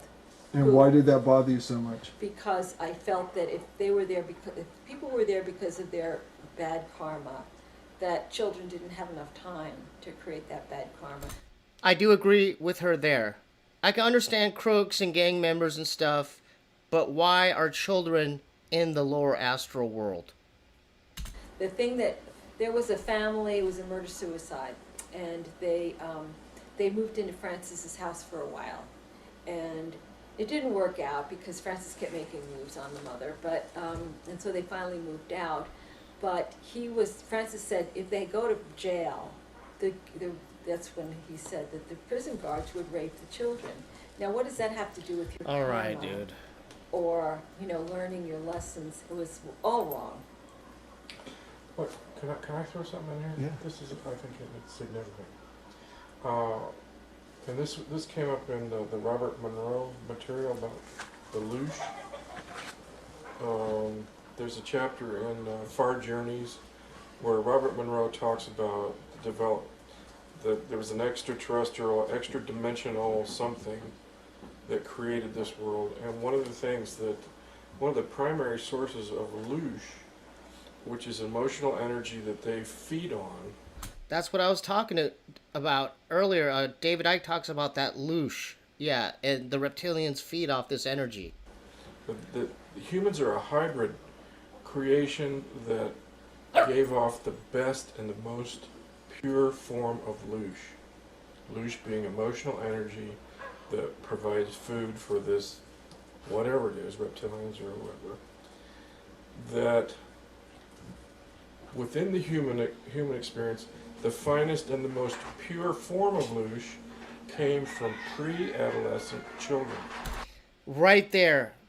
Because you have to connect those rituals, right? There's those rituals happening where they take, that involves children. And so what if they do that because that's the best luch for the reptilians? Think about that. In satanic rituals, See? that pre-adolescent children are used primarily in certain satanic rituals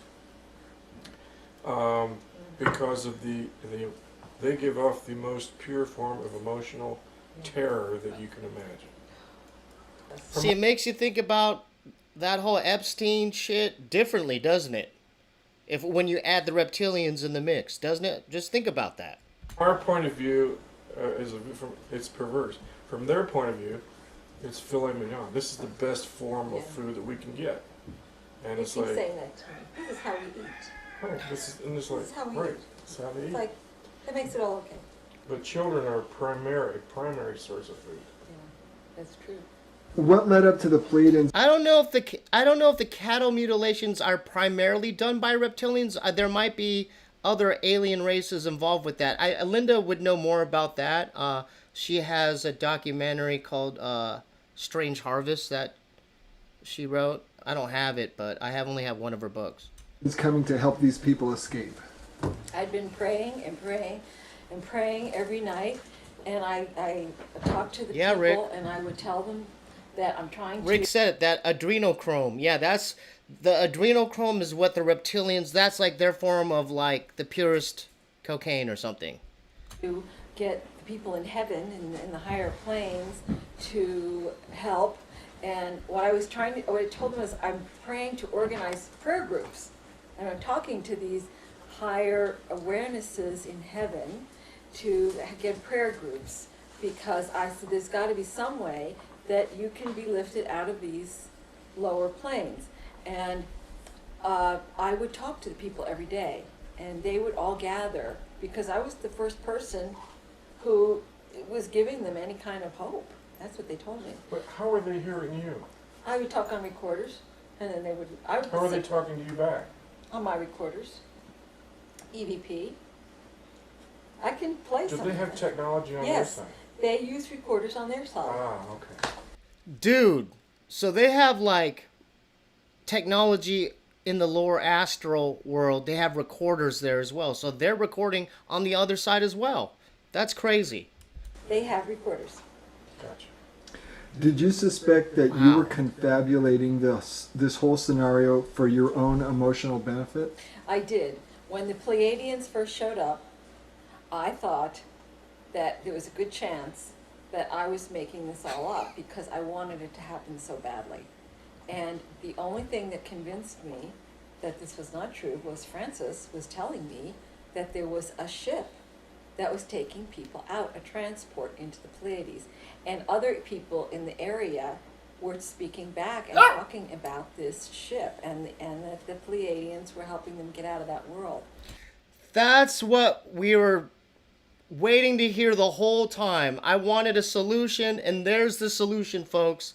There's Pleiadian ships that take people out of the lower astral. That's what we're waiting for. Thank you. Shout out to the Pleiadians for looking out for those people and giving them hope. Okay, that's because I was thinking, there must be a way out. Are they stuck? There you go. There's the answer. The Pleiadians. A big shout out to them for giving these people hope to take them out of that world. Thank you, Pleiadians. But you had never been That's what we talking- wanted. You had never Thank you. specifically said, "Well, I want the Pleiadians to rescue you." I know. Just any higher. No, I was rescue- thinking people okay. in heaven. You know, I Okay. wasn't thinking. Like I said, I would put a blonde wig, put some Elmer's glue, like, hey, I'm one of you, take me away. I would definitely do everything I could to spot one of those Pleiadian crafts. Pleiadians. No. So, how did you begin to hear directly from the Pleiadians? I hit the record button in my SoundForge software. I was always experimenting, and one day I hit record, and I didn't have a recorder, nothing going in. So and I let it run for a minute, and there was just this flat line. There were no wave patterns. So I pumped it up, and it was shh, a lot of white noise, and I started to hear these people saying, "We're the Pleiadians, we're trying to talk to you." And then I was like, I reversed it right away, because I didn't want to be jerked around again, you know, and they said the same thing. And they said, "We're trying to help the people there on Earth, we're trying to save their lives." And I had no idea what they were talking about. These people were already dead. And then they said, Planet X is coming in. They said a lot of things. I'd say about half of which I could hear, because it was very, very soft. But they talked to me about how they tried to tell me about these reptilian aliens, that they were very vicious. They told me a lot of different things that over the period, it was about a 2-week period. Why can't we see a Hollywood movie like that? Like this world, people stuck in the lower astral world where there's reptilians and Pleiadians. Dude, that's a box office hit right there. I'd be there opening night. That I could hear them. After that, they told me that they said we lost the internet, which meant they lost their ability to communicate on my computer. Ever since then, I still get messages, but it's always in a reversal with somebody else speaking. It's not the direct conversations that I had for a while. And why is it that you suspect that the reptilians have such easy access and the Pleiadians have such a difficult time? They own this world inside of their net. We're in a lockdown, it's a force field. So that's interesting. So according to her, they own this planet and there's a net around the planet? That's insane. The Pleiadians also miscalculated the arrival of Planet X. Yes, they did. Why would that happen? Because they're not gods.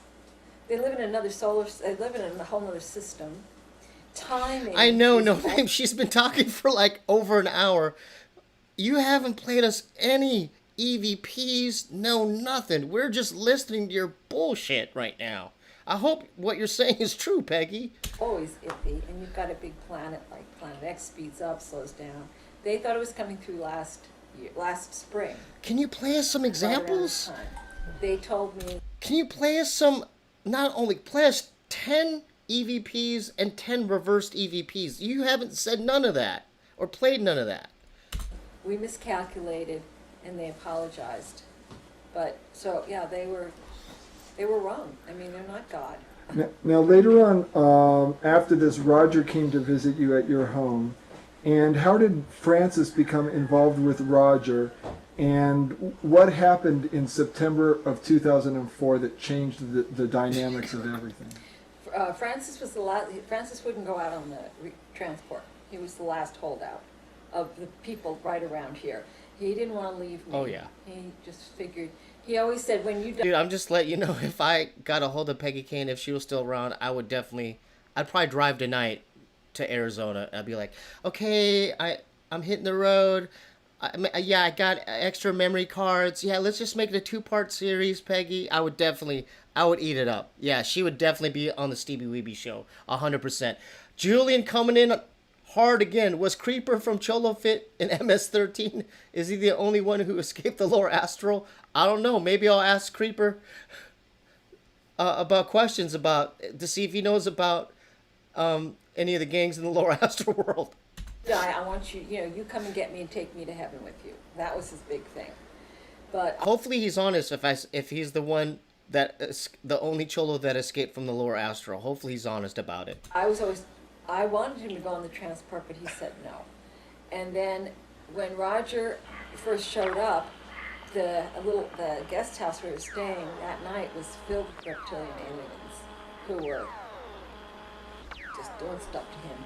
And on the voice-activated recorder, Francis was in the house, and he was terrified. And he said, this house, I'm hiding in the bathroom. This house is filled with aliens. They only call them aliens on the other side. He said, and it's a monster plot. I'll never forget that, because the people on the other side really are almost as clueless as we are. Not quite. That says more about you, Peggy, than anything else. It's like, yeah, Francis is scared because your house is, what'd you say before, Grand Central Station for spirits and aliens. And you're still living there? But they don't really have a lot of information either about what's going on. Now, what happened in September of 2004 Well, that changed all the dynamics? That's when the Reptilians, that's when Roger showed up. The Pleiadians, had been taking people out. This one called Vinny, but that was actually a little later, that was on New Year's. The transport was still running, but the Pleiadians were coming the Reptilians were coming in, they were cloning them by the thousands and thousands. As a matter of fact, one of them told me that they were getting ready to I mean, who's the artist that... What the hell? invade New York. So reptilians cloning reptilians. Right, yes. And the ones that they... Alright, my mind is just about to blow up. I can't even keep up with all this stuff. So now, I'm not gonna... Look, I wrote so many notes. So now, according to Peggy, reptilians have the capability to clone other reptilians. clone are all, I think they're virtually all male. They told me they have an extra Y chromosome, which makes them much more aggressive. They were... Yo, dude, that's like... What's up with that AA symbol? Look at that symbol on the reptilian. Yo, what's up with the symbols? getting ready to invade New York, and I thought, when I heard that... Hold on, let's take a look at the artwork. Damn, those reptilians are pretty buff. They look strong as hell. that there was going to be another event, kind of like maybe 9/11, but it was... Damn, look at those illustrations. Hold up, man. Don't, you scared me. Please. an interdimensional invasion. In other words, they were there to grab. Damn, look at their hands. God dang, they look strong, huh? People who died. In New York City. Yeah. The astral version of New York City. See, those are the types of notes I would take. What are those notes? I need to find out what's written. Right. So is that is the astral realm almost a mirror image of what's here? See, that's the one I don't want to meet. The reptilians with the horns. Yeah, I'd be running the other way. Similar, but I don't, it, like, But what's up with those symbols? Yeah, that's like the AA symbol. There's a triangle with, like, what's going on with the symbolism? The symbols on their space outfits. This is, when he moved into the little house, when the whole group moved down, he made comment about the washing machine being old.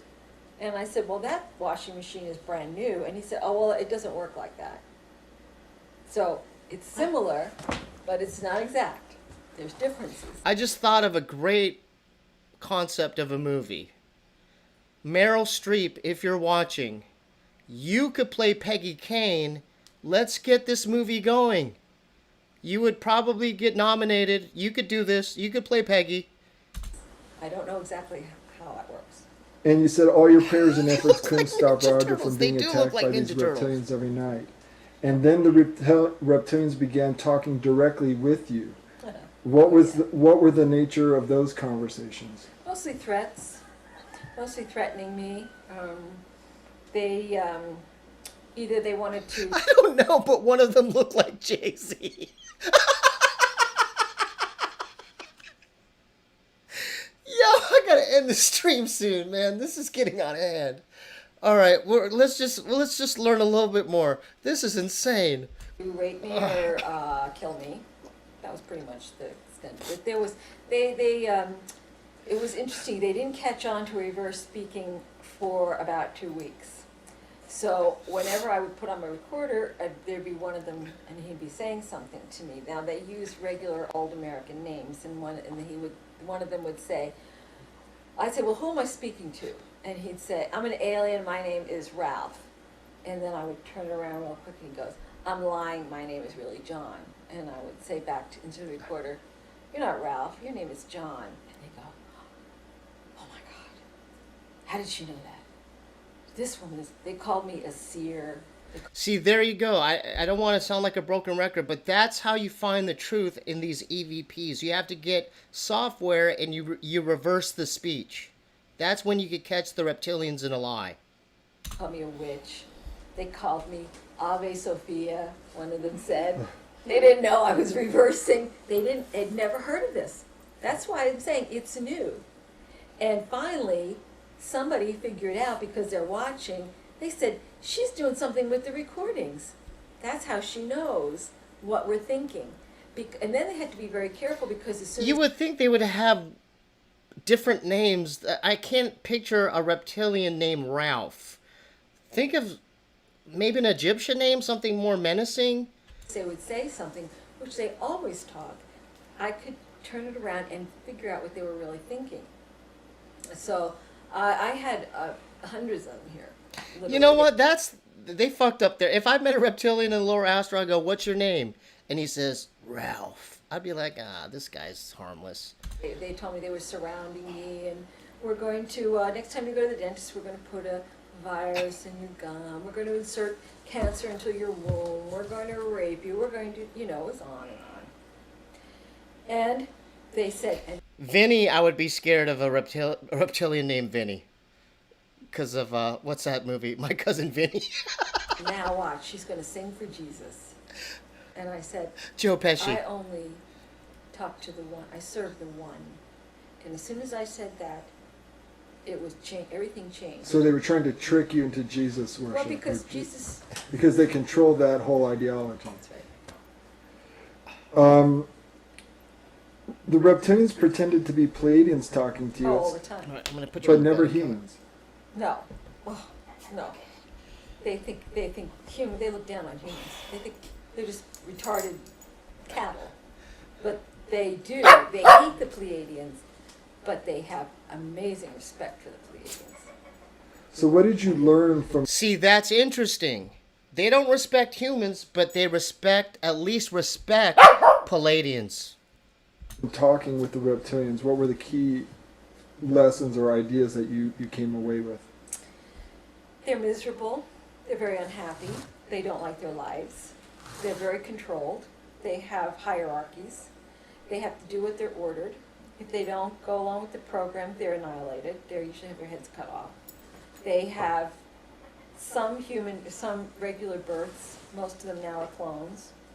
They have, one said I'm 2 years old, but he was old enough to be doing, they're clones, so that they come See, that's how cold-hearted reptilians are. They'll even behead their own. That's crazy. from Orion, and they want to go back to Orion because they know it's coming. They don't want to stay here.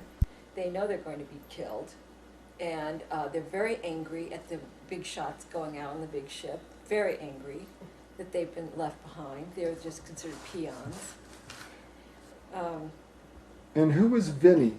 Well, Vinny was one of the first reptilians that I actually talked to, and I still didn't understand the extent of what. So I thought that was a joke. So there really is a reptilian named Vinny. I thought that y'all were joking around in the chat. That's crazy. So we have Ralph the reptilian and his buddy Vinny that's a reptilian. What they were doing on the other side. And he would talk to me, and I was just kind of excited about being able to talk to extraterrestrials, I mean, I thought, wow, I did this UFO show, we always want to talk to an alien. And he was fairly young. His father was general. He did have a natural birth. That's the hit movie. Vinny and Ralph. Whoever said that. I would pay top dollar to see the reptilian movie Vinny and Ralph. We'll have Joe Pesci play Vinny again, and then maybe Ralph Macchio. Who knows? He was in the military, in their side. He was the one who told me that there was going to be. Yeah, I mean, I would, if I was the director, I would make the reptilians Italian. Yeah. Invasion, and that the new ones. Hey, yo, Vinny. I'm I'm could Vinny. actually be fairly amenable. I mean, he said to me, when this war is over, I'll stand by your side. We'll stand side by side. Hey, that one human arm looks delicious. Let's put some Parmesan on it and eat it. You get the brain, I get the arm. Hey. And I didn't even know what war he was talking about at the time. I was really not tuned in. And then at one point on New Year's Eve, the Pleiadians came through and said the transport has been hijacked. An alien, and he's got Total box office flop. Dude, we're kidding around. It would be a flop. I would watch the movie though. I would watch it. all the people, and I was like, and it was Vinny, and he was saying, well, we told them that the Pleiadians were going to, that we were Pleiadians. We convinced them, and they trusted you. And see, this is what happens when they trust you. And he said, we're going to keep this ship now. This is the first time I got what they do. We're going to keep these humans as slaves, and when we get tired of them, we're going to hang them and eat them. That was the first time I really got it, what this eating. This wasn't just about energy or sucking energy. This was about literally chopping them to pieces and eating them. So this, for you, was right around the January 2005. Oh, that's horrible. Maybe we should go. Everyone in here, we should all go vegan or vegetarian because look, that's hypocritical if we were to judge them doing that to us. Because look what we do. It was got New Year's that. Eve. I was supposed to go to New Year's Eve party. So was this just to come on Vinny B acting like he's your buddy? Like, Oh yeah, he's an okay guy. I still didn't understand it, and he was, he wanted me to be his girlfriend, and What? So now you know Vinny is full of.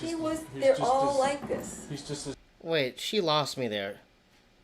So one of the reptilians wanted Peggy as a girlfriend? I'm confused now. Like, what happened to them making human slaves and eating us? Now, I'm confused now. As vicious and two-faced as Yeah, most of they them. all are like this. This is basically their MO.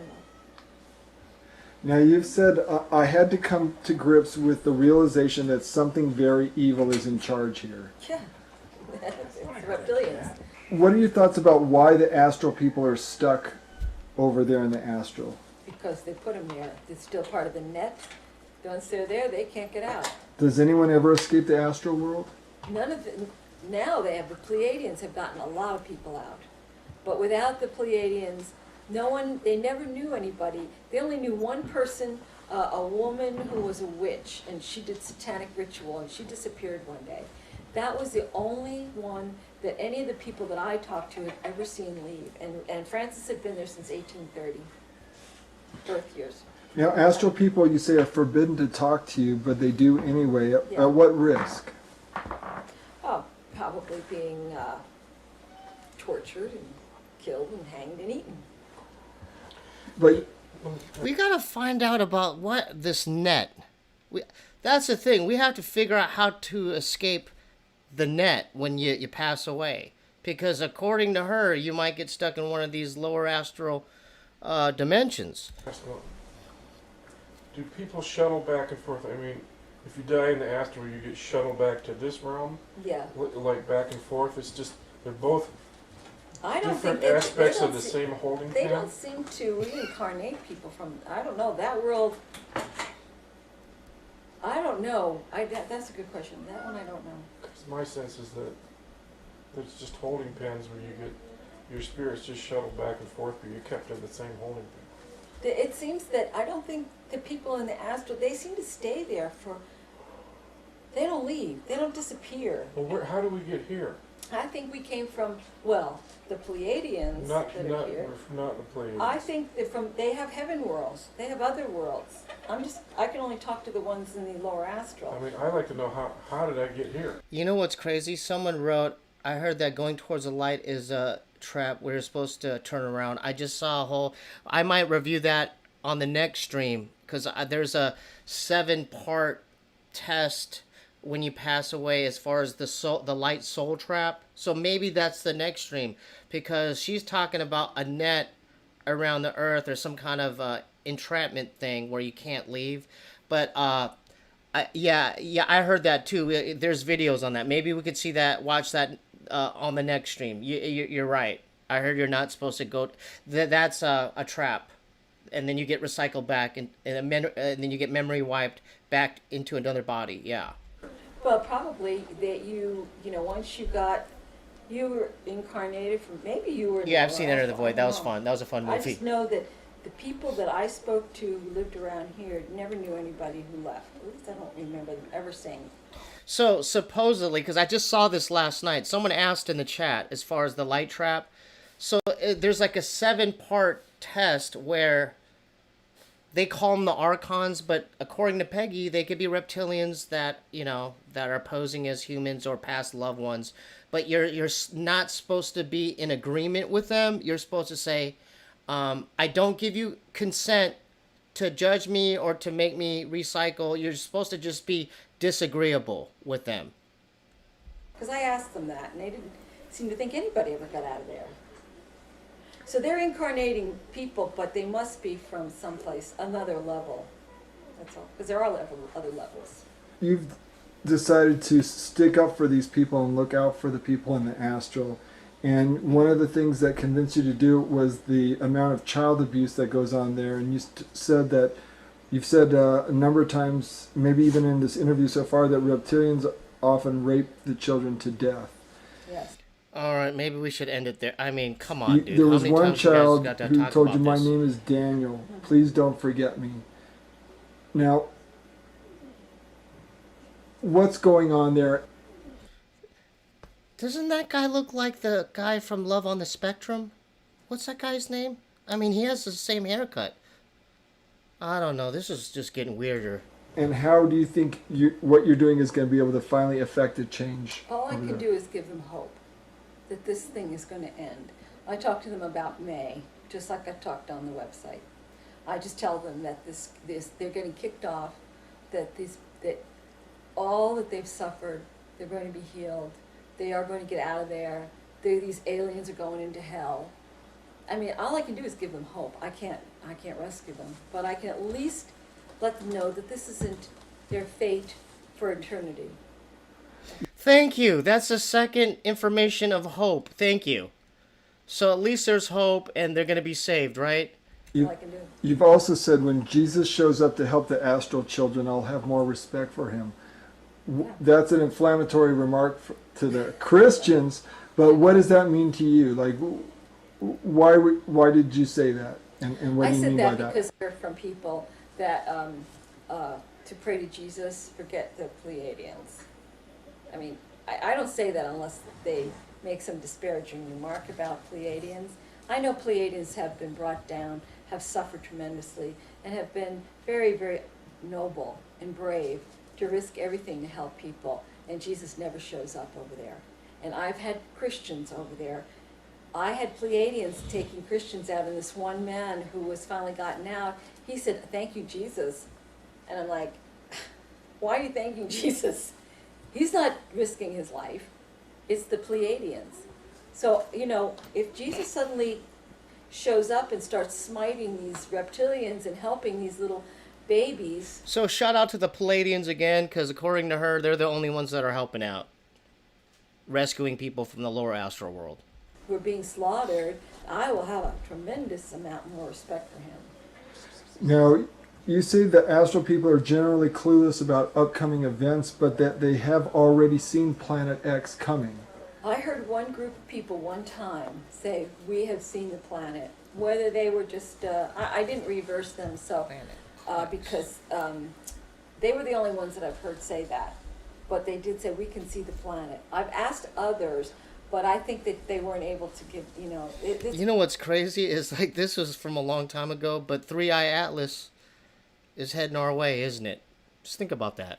I get very short recordings, and often they'll say the aliens are coming, we got to get out of here.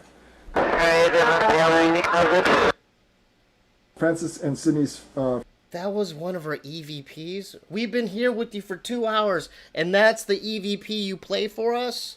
At least Art Bell played it like 6 times. Francis's friend Sydney have gone through training on the Pleiades after they were taken out. And they are now helping somehow. How is that they are helping? They got a friend of mine out who passed over just 2 months ago. He was captured immediately. He was Pleiadian. He didn't remember that. Who is this? A friend of mine, his name was Wally. And he lived here. He died, and I talked to the people on the other side, and I asked how he was doing, and they said the aliens grabbed him immediately after he died, and that they had him in their house, in one of the houses there as a prisoner.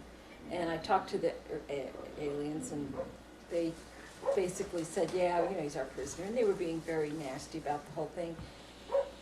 And the next day, Sydney and Francis zoomed in, grabbed Wally, and got him out. And they got out safely. I was terrified that they were... So we have Wally now, we have Ralph, and Vinny the Reptilian.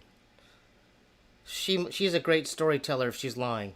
Brought down, but they got him out, and even the reptilians couldn't believe that they did it.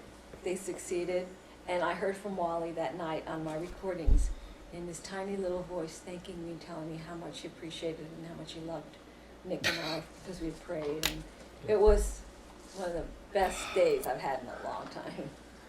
Now, in regard to other reverse speech practitioners... Oh, I'm sorry, no name. I forgot about Roger. Vinny, Roger, Ralph, Wally. There's the American Association of EVP, and there's David Oates, who are... That's interesting. They all are English names, with the exception of what, Vinny? Isn't that more... yeah, well, yeah. Originally started a lot of the reverse speech experimentation. But David's had a lot of tragedies of his own. And could you talk a little bit about David Oates? Well, he came up with this, and I think he was very cutting edge because he's the one who really brought this into the forefront. I think he's had a lot of personal tragedy. I mean, he has had a lot of personal tragedies, and I think that he's very careful now. That I don't think he wants to draw any more attention to himself than necessary. He does give training classes. He's more into therapies and things. He's not into anything reptilian. He never did any EVP. Oh, we forgot about Tony. Sorry about Tony. Yeah, we forgot about Tony. Know about that or didn't have any interest in that. And so what he's getting is pretty mild compared to what I get. And Tom and Linda Butler have done EVP, but you say the reversals reveal... They're talking, Lisa Butler, they're talking to reptilians now. Oh, this 100% it is David Icke's love connection. 1,000%. Hey, David, we found one for you. Her name's Peggy. She lives somewhere in Arizona. We'll hook it up. I reversed their EVP, and it's always a reptilian. Ken Welsh, about 3 weeks ago, had a website that predicted that there was going to be a nuclear device detonated in a ship near the Houston area to predicate a retaliation against the Middle East, maybe Iran. And when you reversed his reversals and the reversals that he had done on Condoleezza Rice and Rumsfeld and others, you correctly identified that he was wrong and that he was guessing, and that did not come to pass. How did you ascertain that conclusion? Because he refers to the ship. You're wondering what the ladies' hobbies are? This is it. Just like last week, this is their hobbies. This is what they like to do. Go hit the skate park. Do something. But they're leaving on a ship. And he was hearing about that ship. That was my take on it. And that his reversals, when he spoke, because it was hard for me to work with his reversals of Condoleezza Rice, but when I could reverse him, he basically said, I'm guessing. And then he made a reference to they're leaving in May. And I knew then that when he said twice, I'm guessing. You know what just scared the shit out of me? Because someone said, didn't you get Duke in Arizona? Yeah, we got Duke in Maricopa County. What? Because Duke was a stray. What if Duke's first owner was Peggy Kane? Oh my God, that's how we're linking it. Oh my God. He was trying to fit an interdimensional thing into a 3D. I might have to stop the stream soon because I'm getting paranoid thoughts. I'm seriously, this is not helping my mental health right now. I am so sorry for making you guys sit here with me to listen to this lady for 2 hours. I'll make it up to you. We'll go back to police videos. I am so sorry. I just want to apologize to each and one of y'all. Dude, I can't believe that you guys are still here. I'm so sorry. You guys have so much patience. This is crazy. The paradigm. A ship. He wouldn't know that the reptilians were leaving on a big ship. So when he hears ship, he's thinking of a ship in the harbor. And he was putting two and two together. I mean, he was really trying to get the good stuff, but he was guessing. Now, with David Oates, he would hear owl, and he would hear certain animals or different nouns, and he would assign a metaphor to those that were different than the metaphor that you assigned to him. Yes. And can you talk a little bit about the differences? You know what I just realized? Some videos I should just keep to myself. What made me think this would be a good stream? To show you guys this interview is stupid, right? Between you and Oates in regard to the interpretation? Well, he sees all reversals as... I'll make it up to you guys. I swear to God. We'll go back to police videos next. I am so sorry. Of the mind. Metaphors for different things going on with him. And why am I doing this?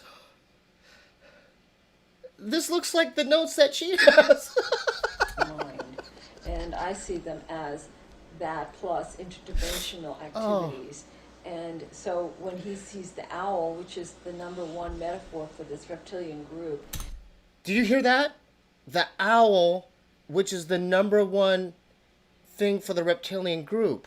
Someone was asking earlier about, hey, Steve, explain the owls. But the reptilians utilize the owl, Moloch. And so it's making sense because, you know, like, with those rituals and whatever retreats that the elites do, they worship Moloch. And so it makes sense, Moloch and the reptilians with the connection to the owl Moloch. I'm just guessing. He calls it the higher wisdom of the mind. When he sees snake and serpent as snake being deceptive, serpent being healing. Dude, you don't want me to, dude, you know what I was thinking? I'm like, you know, maybe next time we could see the 4-hour Credo Mutwa video. I see it all as of talking about these reptilians. Yo, you see that? They're doing a whole panel. David Icke and was that that's David Icke. What is going on tonight? That he sees as part. Yo, dude, this is blowing my mind. So they do know each other. I was kidding around. I'm like, yo, Ike, we found your wife.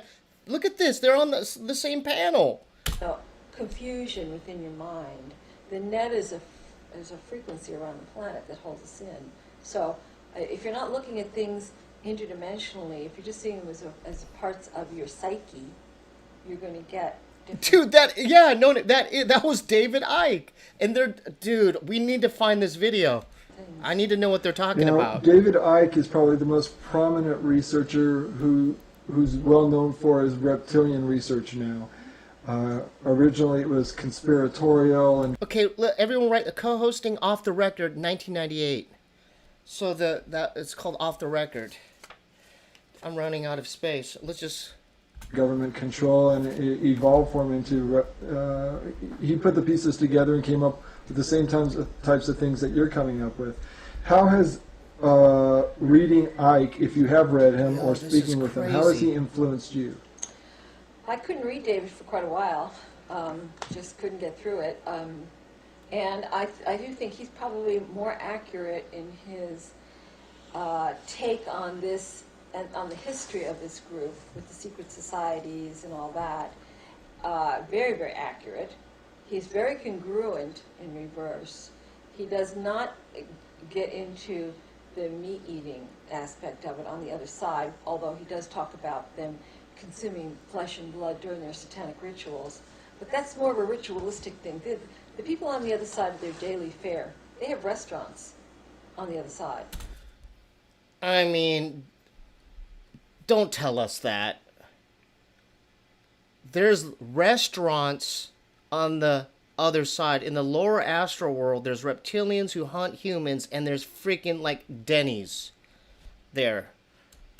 That serve human meat. And wait, hold up. That serve human meat. Some of these restaurants.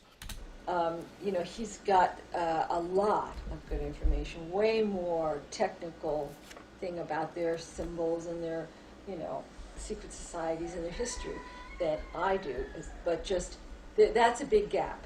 The meat eating of the astral people, and other than that, that's so crazy. You said In-N-Out Burger because I pictured. I thought this. I'm like, what if there's an In-N-Out Burger on the other side, but they're serving us? And I'm like, oh, dude, that'd be some cool artwork. Like, where there's, what I mean, where the reptilians are the ones, like, working there. now, I have tremendous respect for David. Now, David went down. I don't know if there's 24-hour joints. Look, I'm not an expert in this. I know just as much as you guys do. This is all scaring me. To, I guess it was South America, and partook in some Bill Cooper, yeah. I like his shit. tea. Behold the Pale Horse. That particular episode led you to make a statement that you thought that Icke may have received some bad information while under the influence of this tea. Can you discuss that a little bit? He, in his reversals, while he's talking about the voice that he heard speaking to him while under the influence of the tea. He refers to the voice as the serpent, and that she's lying. He'll lose the facts. That he did say that he was raped while he was under the influence, so they just remember that. And other things that... Yo, David Icke was drinking ayahuasca tea, y'all. You believe that? I think that he was told things that were not true, like, for instance, they're not computer programs. He says they're who is that? I want to know who that guy is. Who's that guy? Computer programs brought on by the Earth. He was drinking some I'm guessing ayahuasca tea. That's what David Icke was drinking, I'm guessing. Earth, which felt itself cut off from the source, and that's all wrong. He's got up until the ayahuasca tea, he was doing great. Yes, we're all holographic, but I can't comment too much on that. Vinny's Pizzeria. Stop saying those things. But he's Dude, that'd be crazy if the reptilian Vinny had a pizzeria in the lower astral world. off on some of his key things as far as I'm concerned. Oh, man. Now you also have a problem with channeling now, having done all this research, where before a lot of that channeled information you took to heart. Right. Specifically, let's talk about, because this person, Barbara Marciniak, has dealt with the Pleiadian. I'm not disagreeing with you. Yeah, that those third eye drugs are heavy. Yeah, like I said, when I was in Arizona, ASU, when me and Kendall did the LSD, yeah, I saw.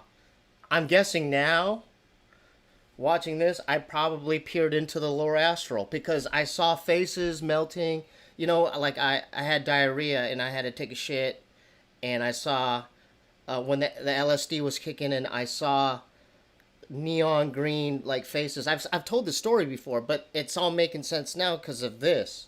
Pleiadians and the Reptilians in her book Bringers of the Dawn. Oh yeah, Tell I've me had about Papa How, yeah. what you know about Barbara Marciniak, and is Marciniak's Bringers of the Dawn I worked at Barrow's Pizza at the time, but I know Papa How, yeah. Hungry by Papa Howie's, yeah. accurate or inaccurate? I think there's both accuracy and inaccuracy. The grid is not an energy grid, it's a net that holds us in. I think that she talks a lot about the reptilians eating luch, the energy from us, and that's absolutely correct. She does not deal with them eating flesh and blood, though, or astral flesh and blood, that I remember. All right, everyone, get your notes out. Let's Bringers of the Dawn. Who's this? Barbara Marciniak. Bringers of the Dawn. See, this is educational. We're having fun, right? Bringers of the Dawn. And then she got a really bizarre in some of her later works with, just drinking menstrual blood and things like that. That really I thought We don't want to know that. Really sounding very reptilian, in my opinion. Come on, we don't want to know about them drinking menstrual blood. Come on, that's going to. Come on. But she did have some good stuff. But it's just always mixed in with some disinformation. Now, you've talked about reptilians masquerading as angels, putting on their angel costumes and putting on light being costumes. And that reptilians have engineered the near-death experiences to dupe humans, and that when spirit people die, they're actually propelled and dumped into the astral. Tell me about your take on the whole near-death and dying experience. I know that there are people who go into higher worlds. I can't talk to them. They're I'm just saying, everyone here, we do not want to go to the lower astral. Everyone here in the chat, including myself, we want to go to the higher realms. We don't want to see that. unavailable, but I have heard that they are, because I know I've asked about some of my loved ones, and they are in a place that's safe. They weren't trapped in. Yeah, we all want to go there too. in- We want to go to the safe The place. people in the lower astral, I think, had problems in their lives, and for some reason the kids got in there too. I don't know how exactly why that happened. When they died, when I've reversed anybody talking about their Someone said something about, that was a great movie, Flash Gordon. Go watch that. I remember Ming. near-death experience, even though it sounds Yeah. wonderful. Oh, wait, Crystal said 11th dimension. Yeah, as long as I'm above the 4th.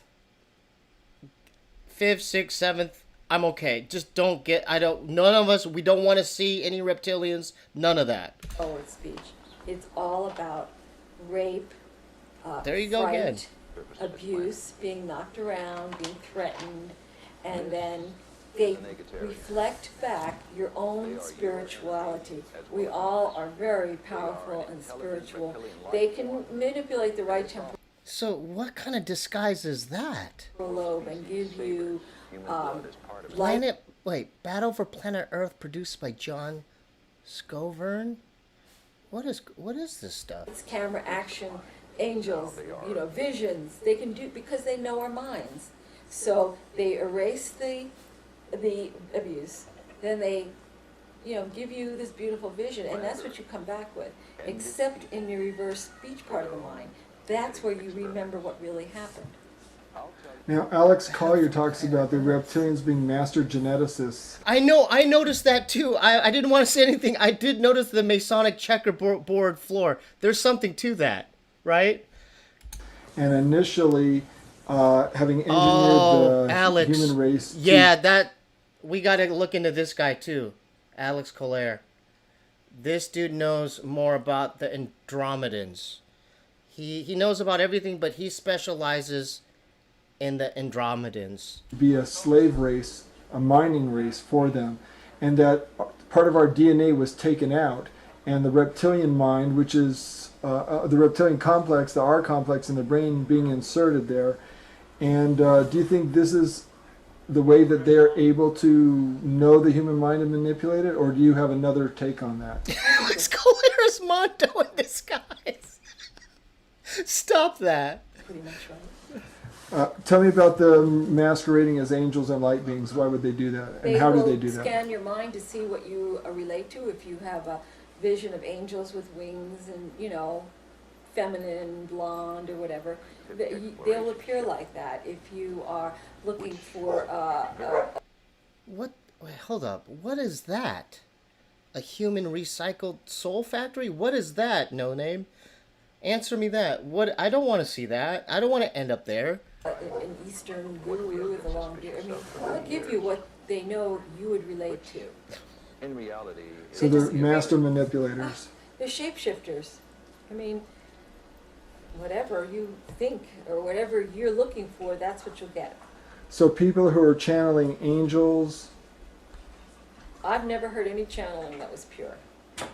And how about a human hearing Should I be Peggy Kane for Halloween? We could do another Peggy Kane stream. I'm not going to torture you again. I'm just saying. audible voices or whispers? That would be an implant. Definitely. Does a television medium like John Edward, who has a syndicated TV show, is he channeling people who have passed on to the safe spot, like some of the people, some of your relatives? Or is he channeling reptilians who are pretending to be loved ones, or is he just a fake? Well, the mediums, and I haven't done John Edward much. I just do a little bit, but I've done other. Someone write him down too. John, there's too many people to look up. John Edward? Who's he? Psychic and medium? John Edward. God, there's too many people, huh? Mediums, and they're channeling reptilians. Psychic and When I say medium. channeling, what happens is, Dude, he had his own cable TV show, Crossing Over? no, if you're the sitter, there'll be a reptilian scanning your mind to see who you want to talk to. Yeah, forget about Jimmy Kimmel. I want to go check out John Edwards. Then the medium, then they will give the medium that information through symbols and voices and audio implants, so that the medium is then telling you about your granny. Oh, But he's a anybody on the other channeler. side, everybody on the other side knows. Yo, that would have been a dope talk show. Dude, he did that on his show. He channeled spirits on a TV show. What's going on. They're not going to be giving you, it's just so wonderful over here. Nobody would. Now let's talk about the reptilian history with Earth humans. You say the reptilian race from Orion has been here for thousands of years and maybe longer, at first presenting themselves as the gods and then using their technology and genetic know-how to manipulate the human race for their own ends. That, it seems, involves using the human being as a food source, an energy source, a plaything, a slave, and a marketable item.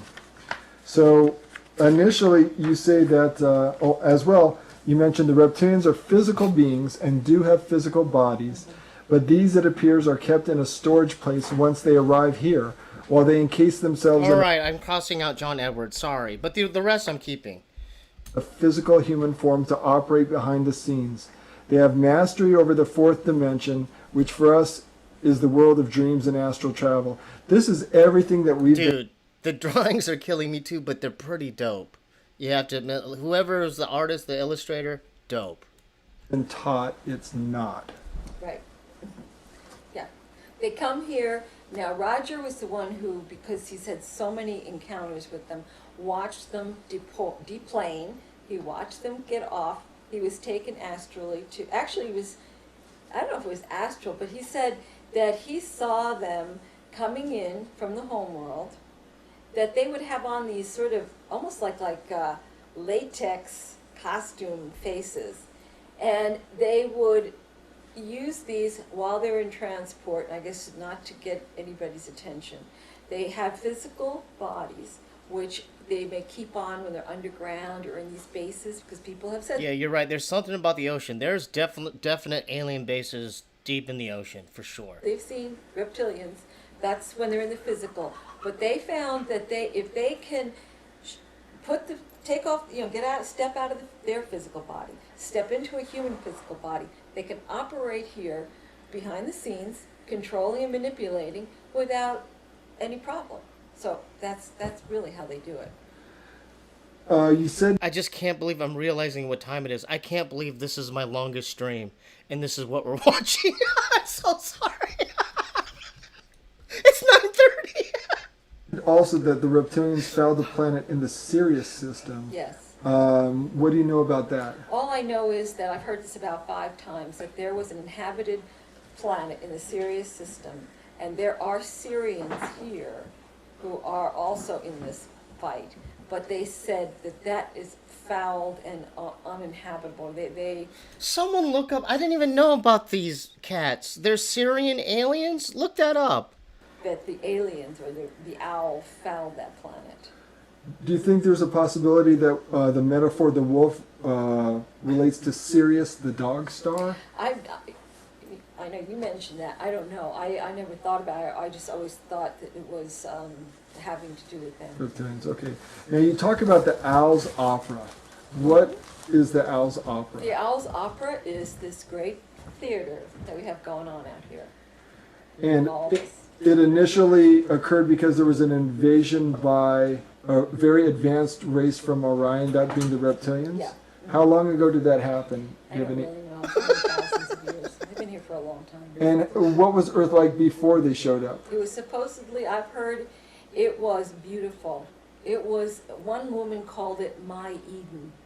You took away my Eden. You know what's interesting, though? Like, look at, even in the Bible, there's a reptile, right? Adam and Eve, So, I don't know. I'm not trying to make connections. I'm just saying. We, as a species, the human race... Dude, don't tell Bob about the stream. He would be so concerned. He's like, dude, I heard about your last stream, dude. Very concerned, bro. Evolving on this beautiful planet just wonderfully, but naive enough to when these gods came, so-called, and they wowed everybody with their technologies, and then they started this whole thing.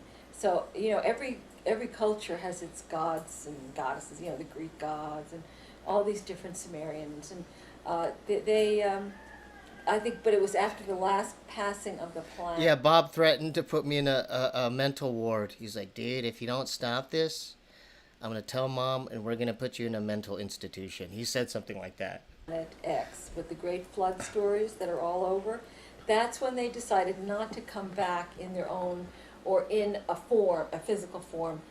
That was when the decision was made to come and be cloaked within human beings, so that because all of a sudden there are no gods. Now all of a sudden we're sort of left on our own, but we're not. That's when they decided to use the cloaking of humans.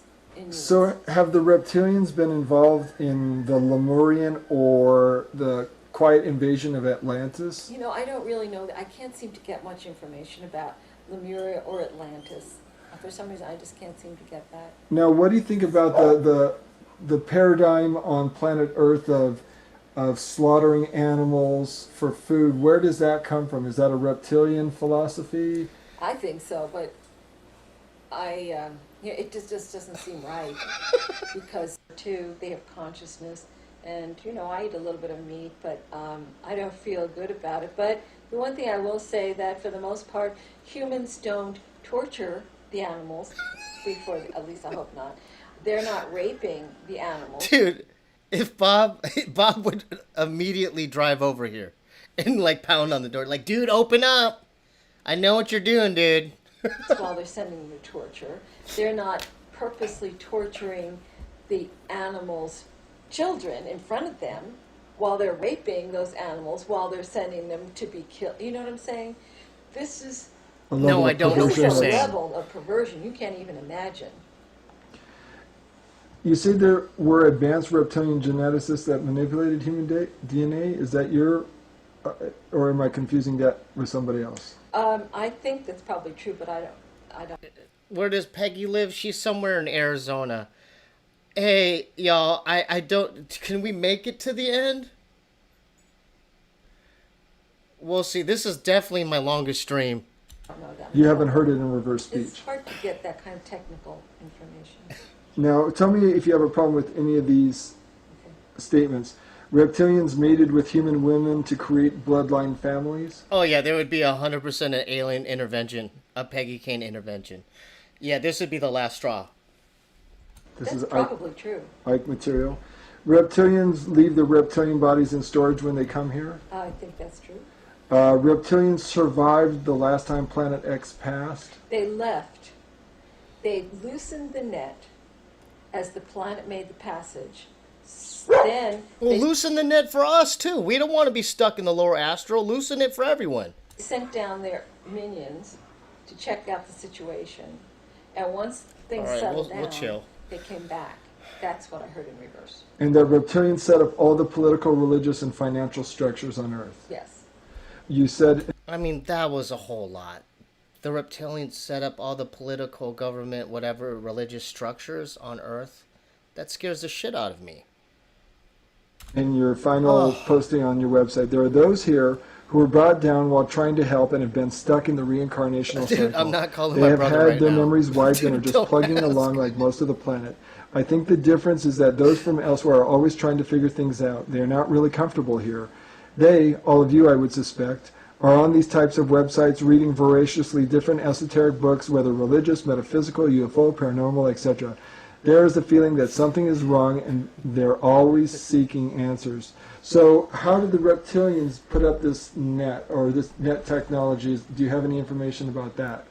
I don't really have that much information. It's layers. It's not just a net. This is layers. I think that All right, Simply Lou, Scissor Bros. You're our state wrestling champ. I wish. Yeah, if I could go in a time machine, I'd do that tournament all over again. Thank you for being here, Simply Lou. it's, one inside of the The other. Chinese box. Kind of that way. I know it's, I heard it referred to as the Martian net, so I think that this extends all the way to Mars. And I know that they use wormholes and portals in order to transport body parts and what have you from energy points here, probably portals or energy centers, which are there connected to wormholes. Dude, that's how they ship body parts, is through wormholes and portals? Yeah, this is just getting crazy. They use those to transport to Mars and to Orion. That is the one place that they're most vulnerable because they're not real, they're sort of outside of the net in a way. So they were furious when I heard that, and I talked about it to the recorder, by the way. Now you say John Johnson, okay, you remember this other video called Revelations of a Mother Goddess? David Icke interviews Arizona Wilder. Maybe that could be a future stream next time for us. reptilians want to keep us endlessly shut down, fighting amongst ourselves. How does that help them? Well, we never turn around to see who's creating the mess. And we just keep fighting each other. And you also That said makes we sense. cannot create our own reality right now because we are inside the matrix of the net. Does that give you a hopeless feeling, or what can we do if we can't create our own reality right now?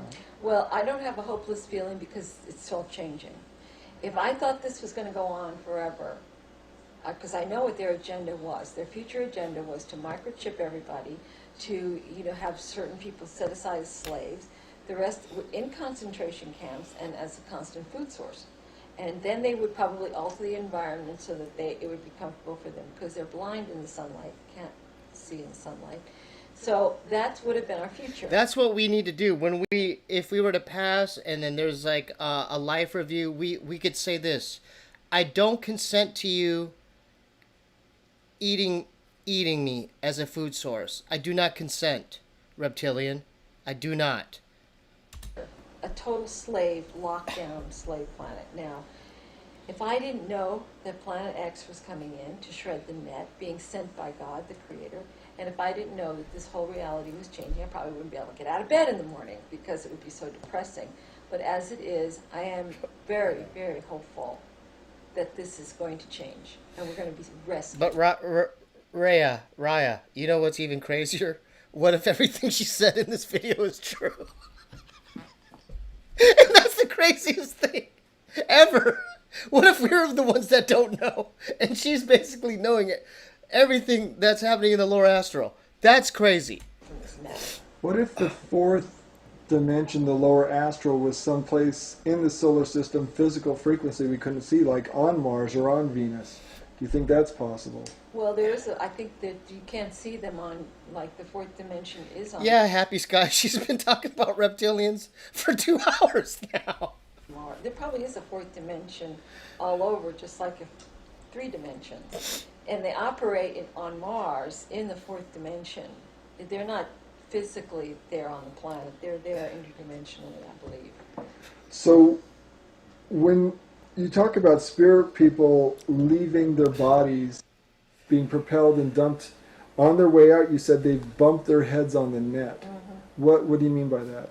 Well, Fartis says crazy. She said someone said about like being labeled the craziest is usually the smartest.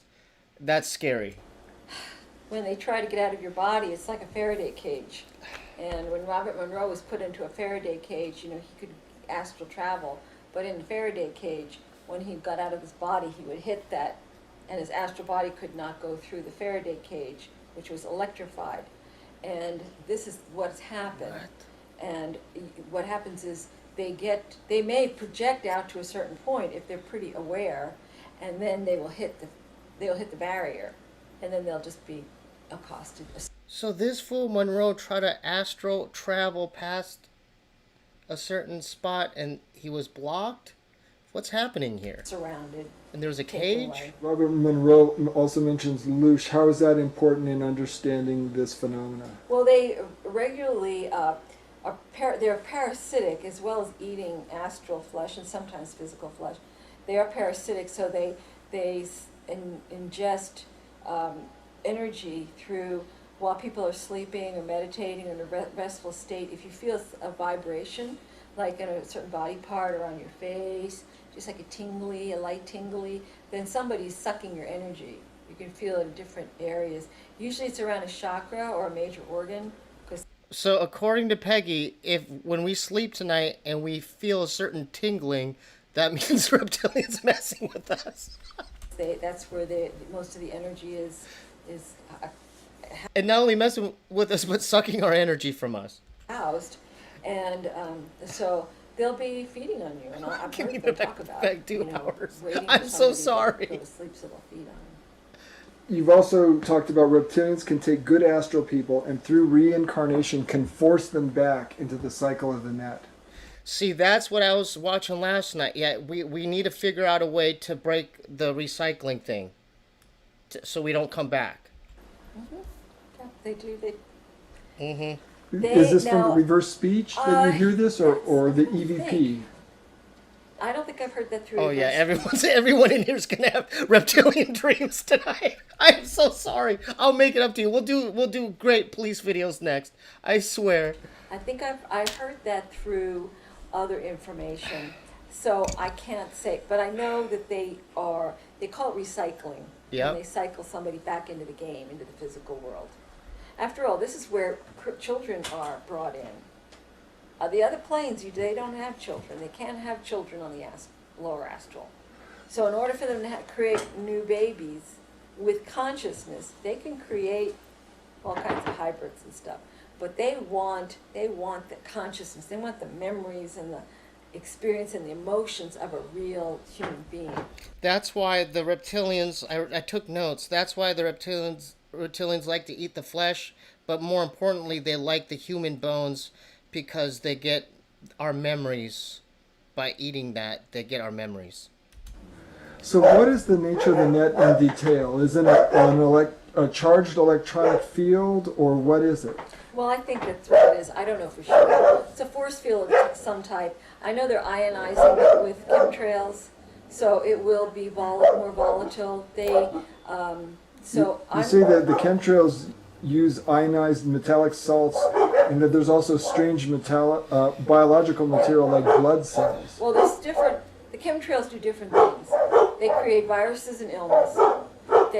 There's too much information. Now she's talking about chemtrails, how it creates viruses and illnesses. I mean, let's stick with the reptilians and Ralph and Vinny. Are dropping these biological things that are seeding. Yeah, if my brother saw this, if my brother came over and saw this, yeah, there won't be streams for like a month. Shout out to Simply Lou, Sam Tripoli, tinfoil hat combo with Steve and Bobby would be epic. Lizard people, Steve's dreams and Bobby's criticism, nonstop laughter. Dude, that would be a good episode. I love Sam. It's a song fest. They're hearing coyotes. They join in.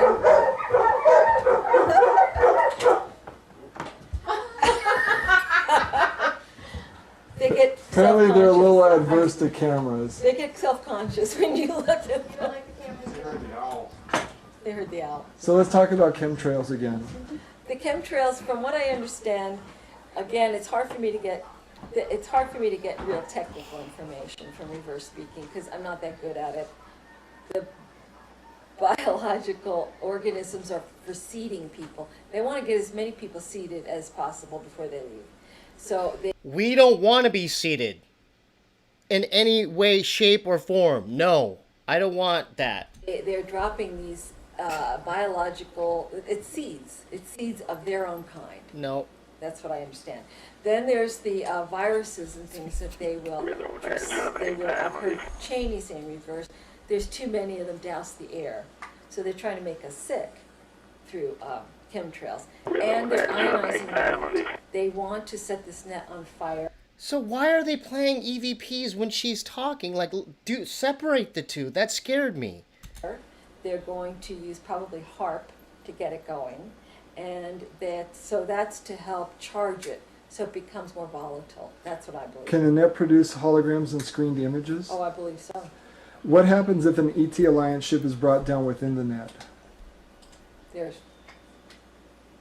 screwed. Yeah, they're screwed. They're. What are we doing here? That's what happened to all of us. I can guarantee you. So, as far as Mars and the reptilians, you said the net emanates from Mars? It's part Mars is involved. I don't know. Major. They own Mars. They own that planet, and it could be that it emanates from there, but I'm not sure if it. But the net is part of Mars. I would be so mad if this is taking place like in a mental facility. I'd be like, oh God, fuck you guys. The whole time this is a mental institution. I don't know if it surrounds Mars or not. Is it possible that reptilians exist on the surface of Mars but in another frequency? Yes. You also mentioned that on Mars there have been photographs of glass tunnels. Is What are that they accurate? talking about, man? Have you- I only know that from seeing the photographs. I know they have underground. They're underground. They have huge bases there. And what else do they have going on Mars? Well, that's where they take a lot of the people that die. So there's bases, reptilian bases on Mars, like underground facility. Like, what are they talking about? And that's where they kill them again. And they have huge meat lockers there.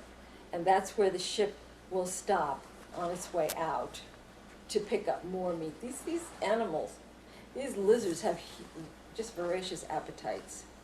Voracious. They use a lot of meat. Now, regarding the reptilians, you've said, we've been handed beliefs. That's my next album or EP, Meat Lockers on Mars. God, holy shit. Systems, political and religious, which have been used to great advantage by this group to promote dissension, hatred, bigotry, and cause war. War has created benefits for this group on every level, but primarily it is a feast, as the fallen soldier, young, healthy, and filled with adrenaline and fear, is the favorite food source of this group. Once on the other side, the soldier is again faced with his death, and this time at the hands of leering reptiles mocking his sacrifice for a patriotic cause. Within the last few years, we have had an invasion of perhaps tens of thousands or even more of these new arrivals. Most of these are clone beings with no compassion whatsoever. They were given an extra Y chromosome in order to be more aggressive. I would say that this group is virtually all male, and in the past I have spoken to some of these entities who have been born naturally as well as females of their species, and it seems now the male cloned reptilians are dominating the interdimensional world. This started happening in September 2004, you say, where these large numbers started coming from Orion. How can reptilians play with the mind of a human? How can they mind hack to find out what scares us? They have specialists. They're specialists in all different fields. Not all of them, they don't all read minds. They have specialists that read minds. They have others they have labs where they work on their technologies to do different things. They had a whole group that really perfected the near-death experience. I mean, because in the past it wasn't called upon that often how many people were resuscitated, not very many. So it was just in recent times. So they put forth a great effort to be able to create this whole thing so that we're having this, now we have millions of people having this experience. They have specialists, they have just the minions, they have the soldiers, the workers, they just have, it's very structured, just kind of like here. And That would be a crazy concept for a movie, like have like a war movie, but then there's a twist where when the soldiers pass away, the reptilians are waiting for them. Like, you're mine now. That'd be crazy. are reptilians stealing fetuses from human mothers? Oh yeah. For what purpose? They eat them. Um, Now, there's two purposes. If they're just human, they're food. If they're hybrids, if they're Pleiadian, they're trying to get Pleiadian hybridization. They want Pleiadian DNA badly. That's why with my friend who's a Pleiadian, he's raped continuously. They have told me they have hundreds of his offspring, hundreds, that they have created because they want that genetic material. Now, when humans kill each other, you say the reptilians feast. They wait. They told me you make war, we plan the wars, you fight, and we dine. And I have a reversal that says in World War II when Crystal, thanks for the super chat. Have those ticks that make you sick when you eat meat bite, all the reptilians will be saved. Exactly, yeah. I try to make your flesh as undesirable so they don't want to eat us.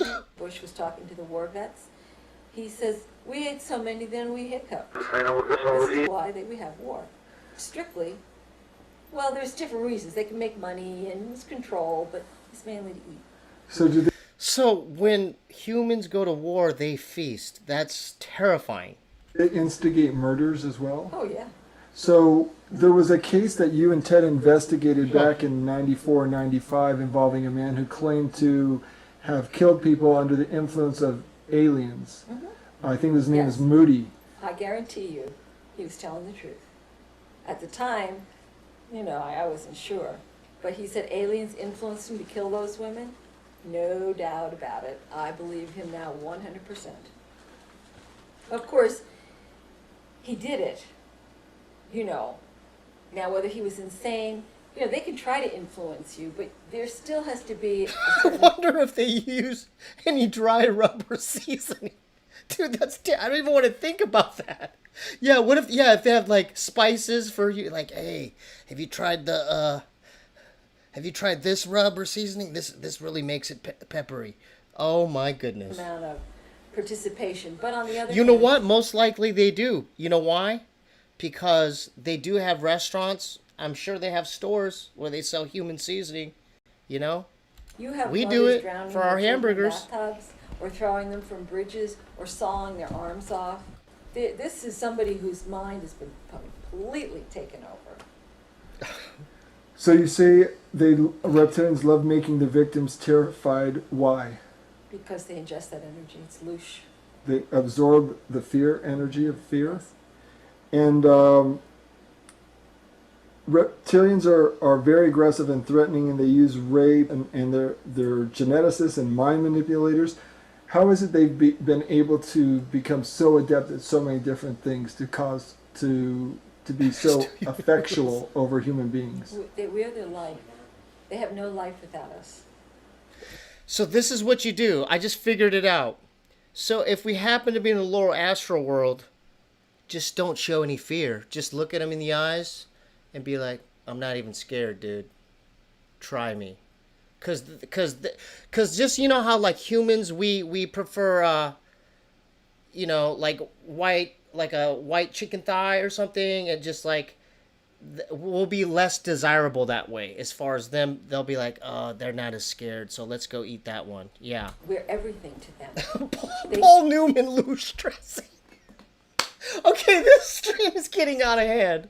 Paul Newman luch dressing. Consider it's their survival. It's for their survival.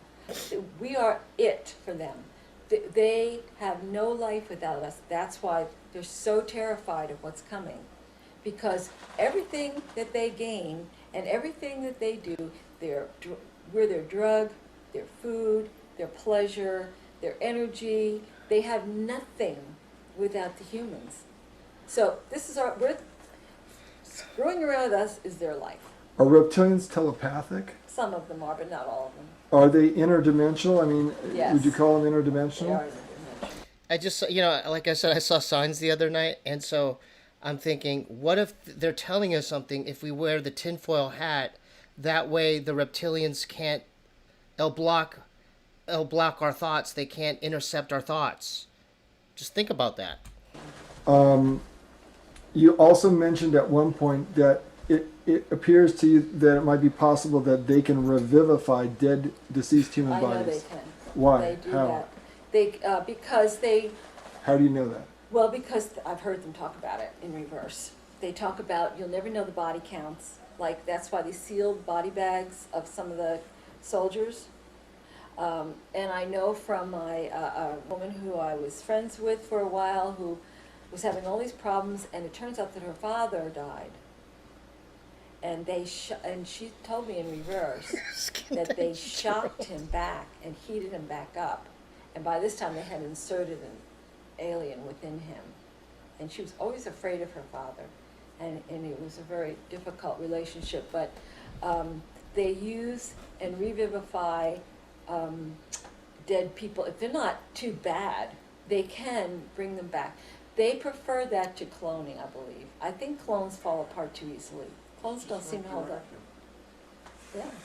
Yeah, the lizards they seem powerful, dude. But the thing, I was thinking this too, like, somehow we have to figure out a way to, like, be friends with the Pleiadians. I think that's, like, our only hope. Now let's talk about the religious involvement here. Religions, you say, were set up to give us a reason to fight, and the reptilians have created this sinner mentality. Mm-hmm. And why did they do that? Well, because it gives them an excuse to punish, torture, and they use... And not only that, that video that I saw last night, the reptilians or the archons, they use guilt and regret, and they put that on you. Like, they make you do a life review, but you don't have to consent to that. You'll be like, what's beyond this? I don't want to do any of this. I'm just saying. They use the idea of... Bob is calling mom. Well, it's like the people who they send into the lower astral. They were convinced that they were sinners, and that's why they're there, and that's why they're getting this bad treatment. So does a person's belief system upon their death... That's where Roger lived? Yeah, that's not Phoenix or Mesa or Gilbert, Arizona. That's somewhere else in Arizona. At least we know that's not in the main city. play a role in where they end up after? Yes, I believe that's true. And so if they program us to You know what? That's a good question. It's because since the reptilians could pose as guardian angels and spirit guides, it might be them. There might be. Let me do a little bit more research. We might have to call them on their bluff. I have no idea. have a certain belief structure, and they believe that they're sinners and they're not worthy, they're going to end up in the lower astral and end up being food for the reptilians. I think that that's how it works, yes. how is that? You say the Catholic Church is heavily infested with reptilians, Oh. and the Catholic Church agenda and the reptilian agenda coincide, and that pedophilia is part of that whole scenario too. Correct, yes. Elaborate more on the Catholic Church's involvement. We've been knowing Well, I this. think when you ever have, when you have a power structure that controls huge masses of people, that's a reptilian agenda there. Whether it's government or religious. Now, you've got, the Catholic... Okay, I just figured it out. You have to ask them, I do not consent to this. Show me your true form. That's how you do it. Catholic Church controls the lives of many, many people, but it also can set up the sin, hell, purgatory scenarios so that then, if you are a sinner and you die, then okay, you expect that you're going to suffer, and they're glad to help you out with that. They also, again, I think with the priests and all, they are, a lot of them are seated. And then that's where pedophilia and child abuse and all those things come into play. Are you familiar with Salvador Frechedo, the Jesuit priest who showed up at the first UFO Congress that Wendell held here in Tucson? Well, Salvador Frechedo spoke at the Congress, and he said that there was a race of beings that lived, a race of ETs that lived off of our blood, and that used Colosseum events to suck out energy out of people, that they were involved with the Aztecs and the Mayas, and that the sacrifices that were made there were also to feed these ET beings. Absolutely. Does that sound It's all like part of the same thing. Now, this is the wave pattern, and I'm speaking... It took 2.5 hours for her to play the first EVP. Wait, hold up. I know we're kidding around. But that's interesting how they use Colosseum events and huge congregations for certain things so they could collect the luch. Looking forward here, I don't even remember, to tell you the truth, what I'm saying. But when you get to this area, right here, you'll hear EVP, which is somebody saying, God is Hitler. So here we go. With good news, and I have with